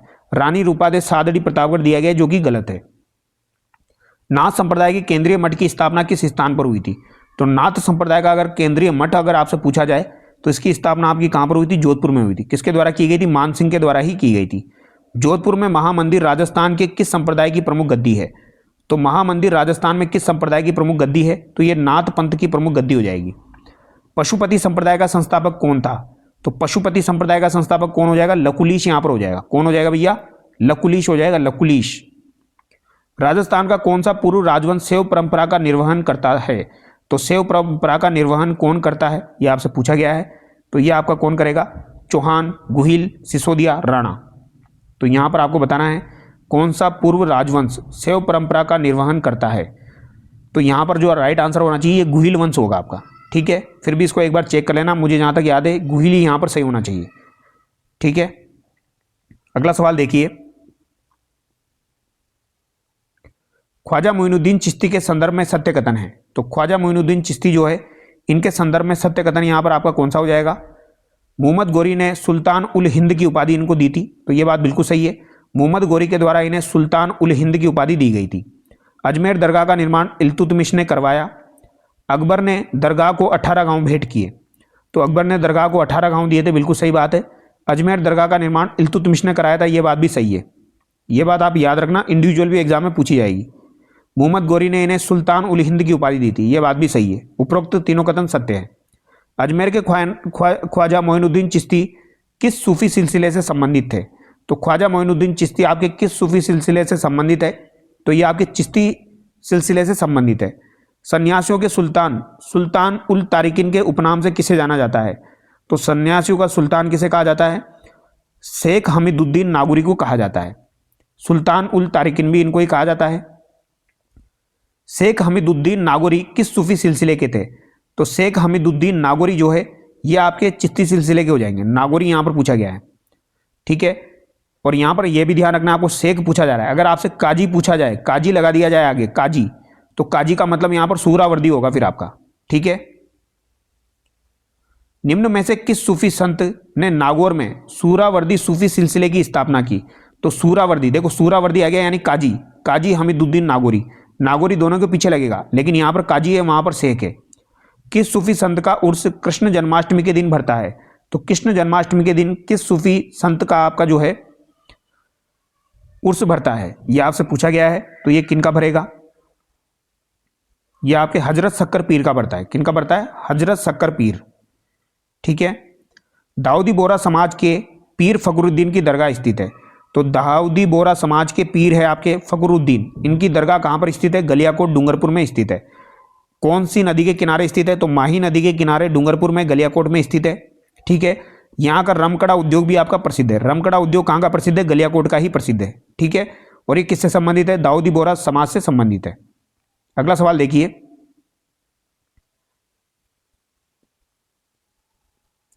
केला देवी का मेला कब लगता है? इंपॉर्टेंट सवाल है। केला देवी का मेला जो है ये आपका कब लगता है, ये आपको बताना है। तो ये आपका लगता है भैया चैत्र शुक्ल पक्ष में, ठीक है। चैत्र शुक्ल पक्ष की जो आपकी अष्टमी होती है उस दिन आपका केला देवी का मेला लगता है, ठीक है। और चैत्र कृष्ण पक्ष की जो अष्टमी होती है उस दिन आपकी क्या होती है? शीतलाष्टमी होती है, ये आप याद रखना। मेहंदीपुर बालाजी मेला दौसा कब आयोजित होता है? तो मेहंदीपुर बालाजी का मेला दौसा में कब आयोजित होता है? तो ये आपका चैत्र पूर्णिमा को आयोजित होता है, ठीक है। निम्न में से कौन सा सही सुमेलित नहीं है? यहां पर कौन सा आपका सही सुमेलित नहीं है ये आपको बताना है। बताइए भैया। शीतला माता का मेला चाकसू, जोहर मेला चित्तौड़गढ़, सेवड़िया पशु मेला जालोर, जसनाती मेला जोधपुर। तो जसनाती मेला जोधपुर बिल्कुल गलत दिया गया है। बादशाह का मेला तो आपका ब्यावर अजमेर में भरता है। और फुलडोल मेला हम देख चुके हैं, फुलडोल मेला आपका भीलवाड़ा में लगता है, ठीक है। अगला सवाल देखिए, बांसवाड़ा का गोटिया अम्बा मेला कब आयोजित होता है? तो गोटिया अम्बा का मेला जो है ये आपका कहां पर लगता है? बांसवाड़ा में लगता है। और कब भरता है ये आपसे पूछा गया है, महत्वपूर्ण सवाल है। यह आपका चैत्र अमावस्या को लगता है, ठीक है। तो गोटिया अम्बा का मेला आपका चैत्र अमावस्या में लगेगा। बैलगाड़ी मेले के नाम से कौन सा मेला आपका प्रसिद्ध है? तो शीतला माता का मेला जो है ये बैलगाड़ी मेले के नाम से प्रसिद्ध है। कालाजी का मेला कहां भरता है? तो कालाजी का जो मेला है ये कहां पर आपका भरेगा भैया? तो ये भरेगा आपका उदयपुर में। कालाजी का मेला उदयपुर में भरता है। जैन तीर्थ स्थल केसरिया जी राजस्थान के किस जिले में है? तो केसरिया जी राजस्थान के किस जिले में आपके हो जाएंगे? जैन तीर्थ स्थल केसरिया जी राजस्थान के किस जिले में है? डूंगरपुर, बांसवाड़ा, प्रतापगढ़, उदयपुर। तो ये आपके उदयपुर में हो जाएंगे। कहां पर हो जाएंगे? धुलेव में, ठीक है। धुलेव उदयपुर में हो जाएंगे। गोमती सागर मेला कहां आयोजित होता है? तो ये आपका झालरा पाटन झालावाड़ में लगता है। गंगा दशहरा मेला कहां आयोजित होता है? तो गंगा दशहरा मेला आपका भरतपुर में लगता है। अगला सवाल देखिए, रासमी चित्तौड़गढ़ में मार्त कुंडिया का मेला कब भरता है? तो मार्त कुंडिया का मेला आपका वैशाख पूर्णिमा को भरता है। याद रखिएगा, मार्त कुंडिया का मेला कब भरेगा? आपका वैशाख पूर्णिमा को भरता है। धिंगा गंवर का बेतमार मेला कहां आयोजित होता है? तो धिंगा गंवर का जो बेतमार मेला है यह कहां पर आयोजित होता है? तो यह आपका जोधपुर में आयोजित होता है। प्रतापगढ़ में सीता माता का मेला कब आयोजित होता है? तो ये ज्येष्ठ अमावस्या को आपका सीता माता का मेला जो है ये प्रतापगढ़ में आयोजित होता है। तो याद रखिएगा, सीता माता का मेला ज्येष्ठ अमावस्या को प्रतापगढ़ में लगता है। बाणगंगा का मेला आपका वैशाख में ही भरता है और ये आपका जयपुर में भरता है। वैशाख पूर्णिमा को भरता है बाणगंगा का मेला। सीताबाड़ी का मेला कहाँ आयोजित होता है? तो सीताबाड़ी का मेला आपका 12 में लगता है। किस मेले को सहरिया जनजाति का कुंभ कहा जाता है? तो ये आपका सीताबाड़ी का मेला हो जाएगा। कल्पवृक्ष मेला कहाँ आयोजित होता है? तो कल्पवृक्ष का मेला आपका मांगलियावास में आयोजित होता है, अजमेर में, ठीक है। बुड्ढा जोहड़ जी मेला कहाँ आयोजित होता है? तो बुड्ढा जोहड़ मेला जो है ये आपका कहाँ पर हो जाएगा? गंगानगर में हो जाएगा। फुट्टा देवल मेला कहाँ आयोजित होता है? तो फुट्टा देवल या देवला कहा जाता है, ये मेला आपका राजसमंद में लगता है। तो फुट्टा देवल मेला कहाँ पर लगता है? राजसमंद में। डिग्गी कल्याण जी को किसका अवतार माना जाता है? तो डिग्गी कल्याण जी को भगवान का अवतार माना जाता है। आगे देखिए, रणथंभौर का प्रसिद्ध मेला कब लगता है? तो भाद्रपद की शुक्ल पक्ष की चतुर्थी को लगता है। झुंझुनू में रानी सती का मेला किस माह की अमावस्या को पड़ता है? तो रानी सती का जो मेला पड़ता है ये किस माह की अमावस्या को पड़ता है? तो भाद्रपद माह की अमावस्या को आपका रानी सती का मेला भरता है। अगला सवाल देखिए, तेजा दशमी को वीर तेजाजी का मेला लगता है। तेजा दशमी आती है, तो तेजा दशमी आपकी कब आती है? तो भाद्रपद में आती है, शुक्ल पक्ष की दशमी को। भाद्रपद शुक्ल पक्ष की दशमी को आपकी क्या आती है? तेजा दशमी आती है। और गोगा नवमी कृष्ण पक्ष की नवमी को आती है। नौहर तहसील हनुमानगढ़ में कौन सा प्रसिद्ध मेला लगता है? तो यहाँ पर आपका गोगा जी का मेला लगता है। राजस्थान के रूणीचा के मेले की वह विशेषता जो सुखी समाज के लिए आवश्यक है, तो ये क्या हो जाएगी? सांप्रदायिक सद्भाव हो जाएगा। रामदेव जी का जो मेला लगता है रूणीचा में, वो सांप्रदायिक सद्भाव का प्रतीक माना जाता है। अगला सवाल देखिए, देवनारायण जी का मेला आपका कब लगता है, ये आपको बताना है। तो देवनारायण जी का मेला आपका लगता है भाद्रपद की शुक्ल पक्ष की सप्तमी को। ठीक है। रामदेव जी का मेला कब लगता है? तो रामदेव जी का मेला भाद्रपद शुक्ल पक्ष की द्वितीया को लगता है। वीर फत्ता जी का मेला कब लगता है? तो वीर फत्ता जी का मेला भाद्रपद की शुक्ल पक्ष की नवमी को लगता है। और तेजा जी का मेला हम देख चुके हैं, भाद्रपद शुक्ल पक्ष की दसवीं को आपका तेजा जी का मेला लगता है। ऑप्शन ए यहाँ पर आपका सही होगा। चारों के चारों याद रखना, पूछे जाते हैं, जिसमें से सबसे ज़्यादा इंपॉर्टेंट ये है आपका देवनारायण जी वाला। ये 2 से 3 बार एग्जाम में आ चुका है, भाद्रपद शुक्ल पक्ष की सप्तमी को। और वीर फत्ता जी का आपका भाद्रपद की शुक्ल पक्ष की नवमी को लगता है। सवाई भोज का मेला भीलवाड़ा आसिंद में प्रतिवर्ष किस समय लगता है? तो सवाई भोज का जो मेला है ये भाद्रपद की शुक्ल पक्ष की अष्टमी को लगता है। ठीक है, कब लगेगा? अष्टमी को। भरतरी का मेला कहाँ बढ़ता है? तो ये आपका अलवर में बढ़ता है। मीरा महोत्सव कहाँ आयोजित होता है? तो ये आपका चित्तौड़ में आयोजित होता है। अगला सवाल देखिए, जोधपुर में चामुंडा माता मेला किस माह में बढ़ता है? तो चामुंडा माता का मेला जो है ये जोधपुर में बढ़ता है और ये आपका अश्विन माह में बढ़ता है। कोटा के दशहरे मेले की शुरुआत किसके शासनकाल में हुई? तो कोटा में दशहरे मेले की शुरुआत आपकी माधो सिंह के समय हुई थी। कोटा का माधो सिंह था, उसके समय ये हुई थी। ठीक है, इंपॉर्टेंट सवाल है, पूछा जाता है। कार्तिक पूर्णिमा को कपिलधारा का मेला कहाँ आयोजित होता है? तो कपिलधारा का मेला, अब देखो यहाँ पर क्या बोला गया है, धारा बोला गया है। तो कपिलधारा का मेला आपका कहाँ पर लगता है? तो ये आपका 12 में लगता है। कहाँ पर लगता है? 12 में लगता है, सहरिया 12 में। ठीक है। और कपिल मुनि का मेला आपका कोलायत बीकानेर में लगता है। अन्नकूट मेला कहाँ पर लगता है? तो अन्नकूट मेला आपका कहाँ पर हो जाएगा? नाथद्वारा में हो जाएगा। अंतर्राष्ट्रीय पुष्कर मेला कब आयोजित होता है? तो ये आपका कार्तिक पूर्णिमा को आयोजित होता है। राजस्थान में कौन सा स्थान कपिल मुनि से संबंधित है? तो कपिल मुनि से संबंधित स्थान कोलायत बीकानेर है। बांसवाड़ा स्थित मानगढ़ धाम मेले का आयोजन कब होता है? तो बांसवाड़ा में स्थित मानगढ़ धाम मेले का आयोजन कब होता है, ये आपसे पूछा गया है। तो ये आयोजन जो है ये मार्गशीर्ष पूर्णिमा को होता है। ठीक है, बांसवाड़ा स्थित मानगढ़ धाम मेले का आयोजन कब होता है? तो मार्गशीर्ष पूर्णिमा को होता है। ठीक है, याद रखना इसको, मानगढ़ धाम में जो मेला लगता है वो मार्गशीर्ष पूर्णिमा को लगता है। पौष मास में आयोजित होने वाला मेला है। तो पौष मास में आयोजित होने वाला एकमात्र मेला है आपका नाकोड़ा जी का। तो नाकोड़ा जी का मेला आपका कब लगता है? पौष मास में लगता है। अगला सवाल देखिए, चौथ का बरवाड़ा सवाई माधोपुर में चौथ माता का मेला कब लगता है? तो ये आने वाला है आपका, ये कब लगता है? माघ चतुर्थी को लगता है। कब लगता है दोस्तों? माघ चतुर्थी को। भरतपुर में बसंती पशु मेला किस माह में बढ़ता है? तो बसंती पशु मेला आपका भरतपुर में बढ़ता है और ये आपका माघ माह में बढ़ता है। ठीक है, माघ महीने में पर्यटन मरु मेला कहाँ बढ़ता है? तो मरु मेला आपका कहाँ पर बढ़ता है? तो ये जैसलमेर में बढ़ता है। ठीक है, जैसलमेर में आपका बढ़ता है माघ महीने में मरु मेला, यानी जनवरी के महीने में बढ़ता है। बेणेश्वर का मेला कब भरता है? तो बेणेश्वर का मेला आपका कब भरेगा? माघ पूर्णिमा को भरता है। आदिवासियों का कुंभ किस मेले को कहा जाता है? तो आदिवासियों का कुंभ आपके बेणेश्वर मेले को ही कहा जाता है, जो कि नवा टापरा डूंगरपुर में लगता है।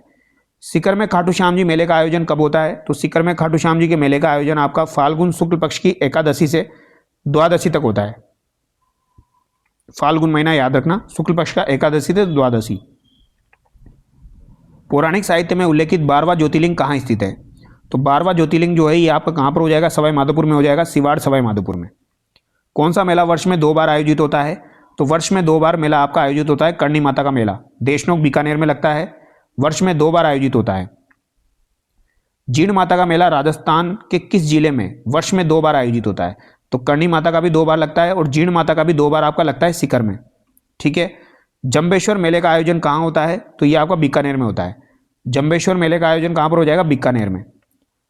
दधिमती माता निम्न में से किस जिले में आयोजित किया जाता है? तो दधिमती माता का मेला तो कहाँ पर हो जाएगा आपका? ये आपका गोट मांगलो नागौर में हो जाएगा। कानन मेला कहाँ पर लगता है? तो कानन मेला आपका बाड़मेर का हो जाएगा। ठीक है, कानन मेला कहाँ का हो जाएगा? बाड़मेर का। सरस मेले का आयोजन कहाँ होता है? तो सरस मेले का आयोजन आपका जयपुर में होता है। मुंडवा नागौर पशु मेला किस माह में भरता है? तो मुंडवा नागौर पशु मेला आपका माघ माह में भरता है। ठीक है, मुंडवा नागौर पशु मेला माघ माह में। अगला सवाल देखिए, किसको मूल रूप से मांड महोत्सव के रूप में जाना जाता है? तो मांड महोत्सव के रूप में मारवाड़ को जाना जाता है। मरु महोत्सव कहाँ मनाया जाता है? तो मरु महोत्सव तो आपका जैसलमेर में हो जाएगा। मरु महोत्सव तो जैसलमेर में हो जाएगा आपका। निम्न में से कौन सा असंगत युग्म है? मोमासर उत्सव आपका जोधपुर में, चंद्रभागा मेला झालावाड़ में, कजली तीज उत्सव बूंदी में, शीत महोत्सव माउंट आबू में। तो शीत महोत्सव पूछा जाए चाहे आपसे ग्रीष्म महोत्सव पूछा जाए, ये तो दोनों माउंट आबू में लगते हैं। कजली तीज बूंदी में सही है, शीत महोत्सव सही है, चंद्रभागा सही है। मोमासर उत्सव आपका जोधपुर में नहीं लगता है, ये कहाँ लगता है? आपका बीकानेर में लगता है। याद रखना कहाँ लगेगा, ये आपका बीकानेर में। थार महोत्सव का आयोजन निम्नांकित में से किस स्थान पर किया जाता है? तो थार महोत्सव अगर आपसे पूछा जाए तो ये आपका बाड़मेर में, और मरु महोत्सव आपका जैसलमेर में। ऊंट महोत्सव आपका कहाँ पर हो जाएगा? बीकानेर में हो जाएगा। हाथी महोत्सव आपका जयपुर का हो जाएगा। मरु मेला आपका जैसलमेर का है, और थार महोत्सव आपका कहाँ का है? बाड़मेर का है। अगला सवाल देखिए, निम्न में से कौन सा सही सुमेलित नहीं है? यहां पर कौन सा सही सुमेलित नहीं है? पतंग महोत्सव जयपुर, मत्स्य उत्सव अलवर, रणकपुर महोत्सव माउंट आबू। शीत महोत्सव बिल्कुल सही दिया गया है। अब यहां पर आपको देखना है मत्स्य उत्सव कहां पर लगता है? तो ये अलवर में लगता है। पतंग महोत्सव कहां पर है? तो ये आपका जयपुर में है। यानी रणकपुर उत्सव जो है ये आपका सिरोही नहीं होगा, यहां पर आपका पाली होना चाहिए। ग्रिगोरियन कैलेंडर के अनुसार निम्न उत्सवों का सही क्रम कौन सा है? तो सही क्रम आपको बताना है, तो बताइए इसका सही क्रम कौन सा हो जाएगा? पतंग महोत्सव, आबानेरी उत्सव, कुंभलगढ़ उत्सव, शीत महोत्सव। ग्रिगोरियन कैलेंडर के अनुसार आपको बताना है, तो बताइए यहाँ पर राइट आंसर क्या होगा? तो सबसे पहले आपका आएगा पतंग महोत्सव, फिर आपका आएगा आबानेरी, फिर कुंभलगढ़, फिर शीत महोत्सव। तो ए यहाँ पर आपका सही है। जयपुर जिले के लुणियावास ग्राम पंचायत का भावगढ़ बंदिया 400 वर्षों से कौन से मेले के लिए विख्यात है? तो भावगढ़ बंदिया का 400 वर्षों से कौन से मेले के लिए विख्यात है, ये आपको बताना है। तो ये गधों के मेले के लिए विख्यात है। तो गधों का मेला कहाँ पर लगता है? लुणियावास ग्राम पंचायत में लगता है, भावगढ़ बंदिया में। बलदेव पशु मेला कहाँ बढ़ता है? तो बलदेव पशु मेला जो है ये आपका नागौर में बढ़ता है। सारनेश्वर पशु मेला आयोजित होता है, तो सारनेश्वर पशु मेला आपका कहाँ पर लगेगा? तो ये आपका लगेगा सिरोही जिले में। सारनेश्वर पशु मेला आपका कहाँ पर लगता है? सिरोही में। गधों का मेला कहाँ पर बढ़ता है? तो जयपुर में बढ़ता है। अगला सवाल है, पुष्कर पशु मेला कब आयोजित किया जाता है? तो पुष्कर पशु मेला आपका कब लगता है? तो ये कार्तिक के माह में लगेगा। मल्लीनाथ जी पशु मेला कब प्रारंभ होता है? तो ये चैत्र कृष्ण एकादशी को। तो चैत्र कृष्ण एकादशी को आपका मल्लीनाथ पशु मेला जो है प्रारंभ होता है। चंद्रभागा पशु मेला झालरापाटन हो जाएगा। राजस्थान में कितने राज्य स्तरीय पशु मेले आयोजित होते हैं? तो राजस्थान में लगभग 10 राज्य स्तरीय पशु मेले आयोजित होते हैं।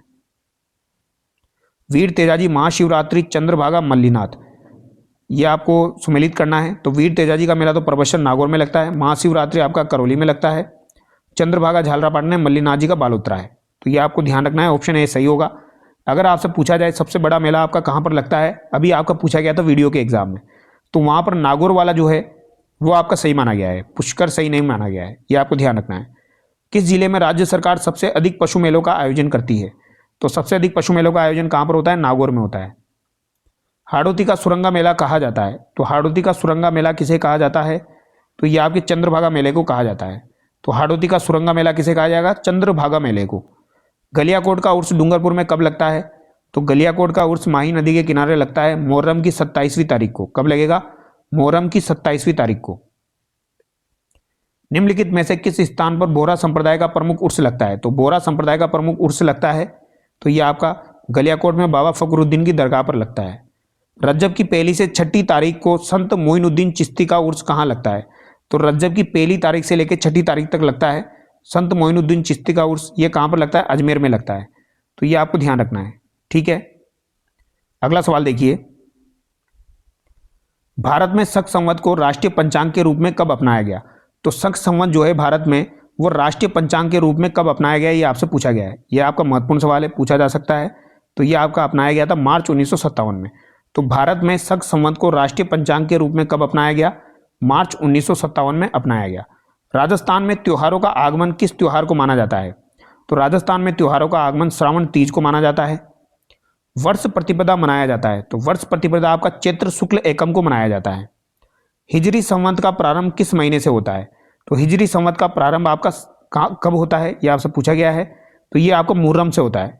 हिजरी संवत का प्रारंभ आपका मुहर्रम महीने से होता है।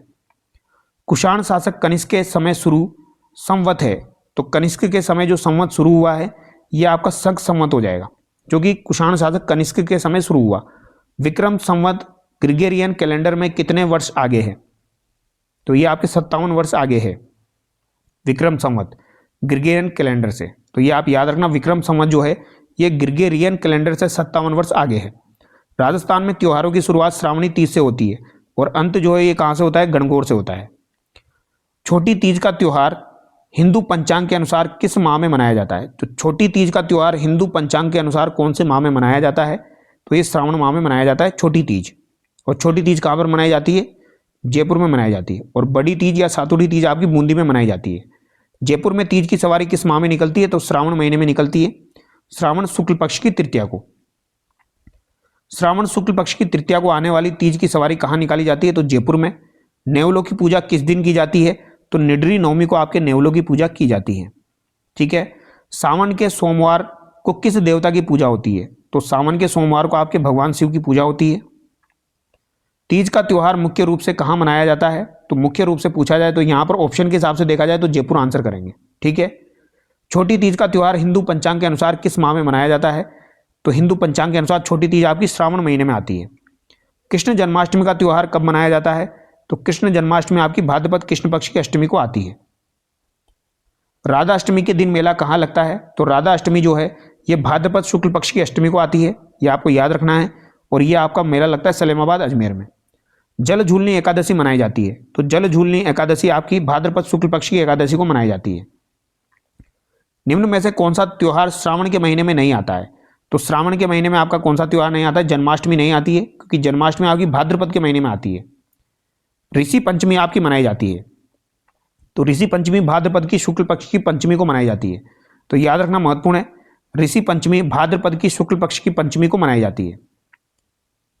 निम्न में से कौन से त्योहार भाद्रपद माह में नहीं मनाए जाते? तो भाद्रपद माह में कौन से त्योहार आपके नहीं मनाए जाते हैं?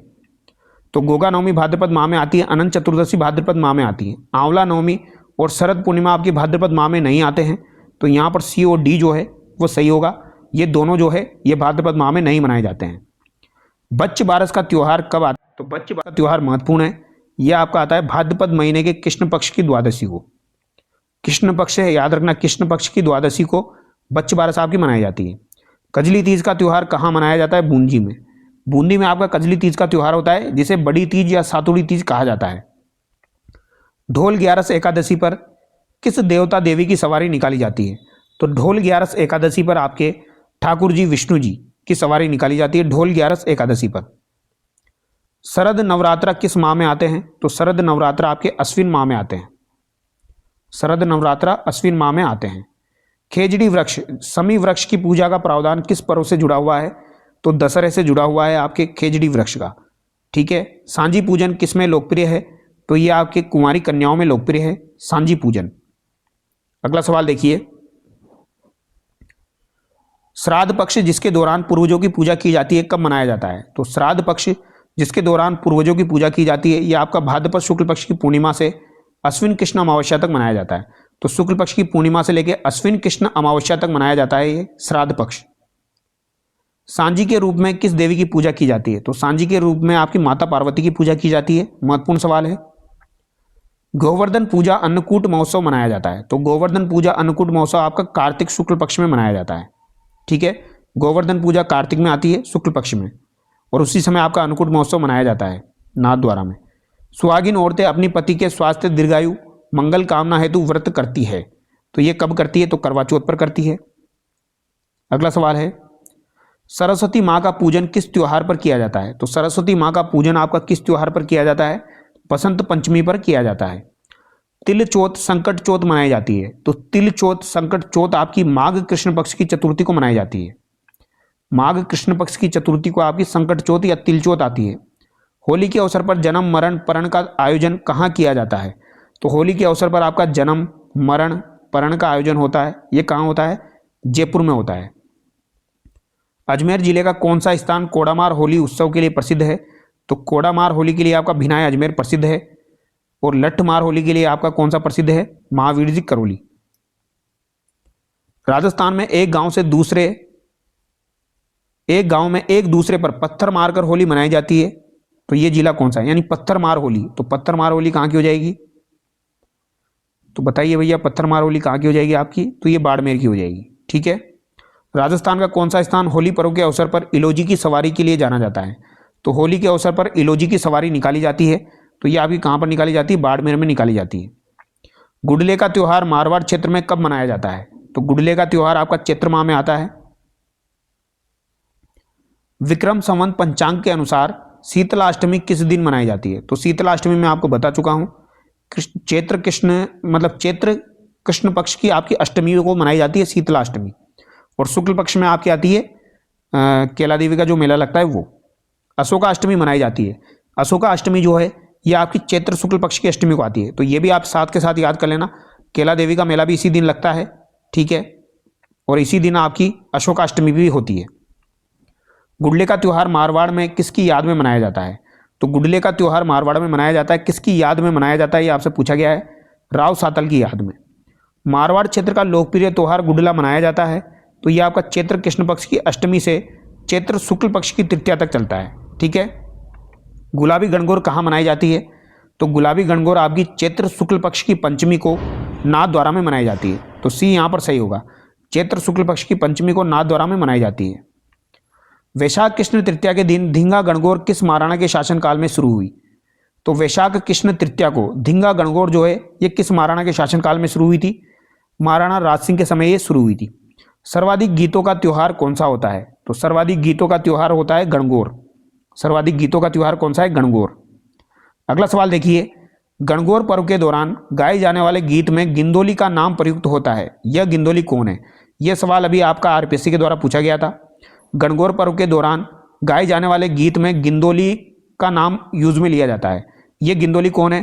तो ये अहमदाबाद के सूबेदार महमूद बेग की पुत्री हो जाएगी। अहमदाबाद के सूबेदार महमूद बेग की पुत्री।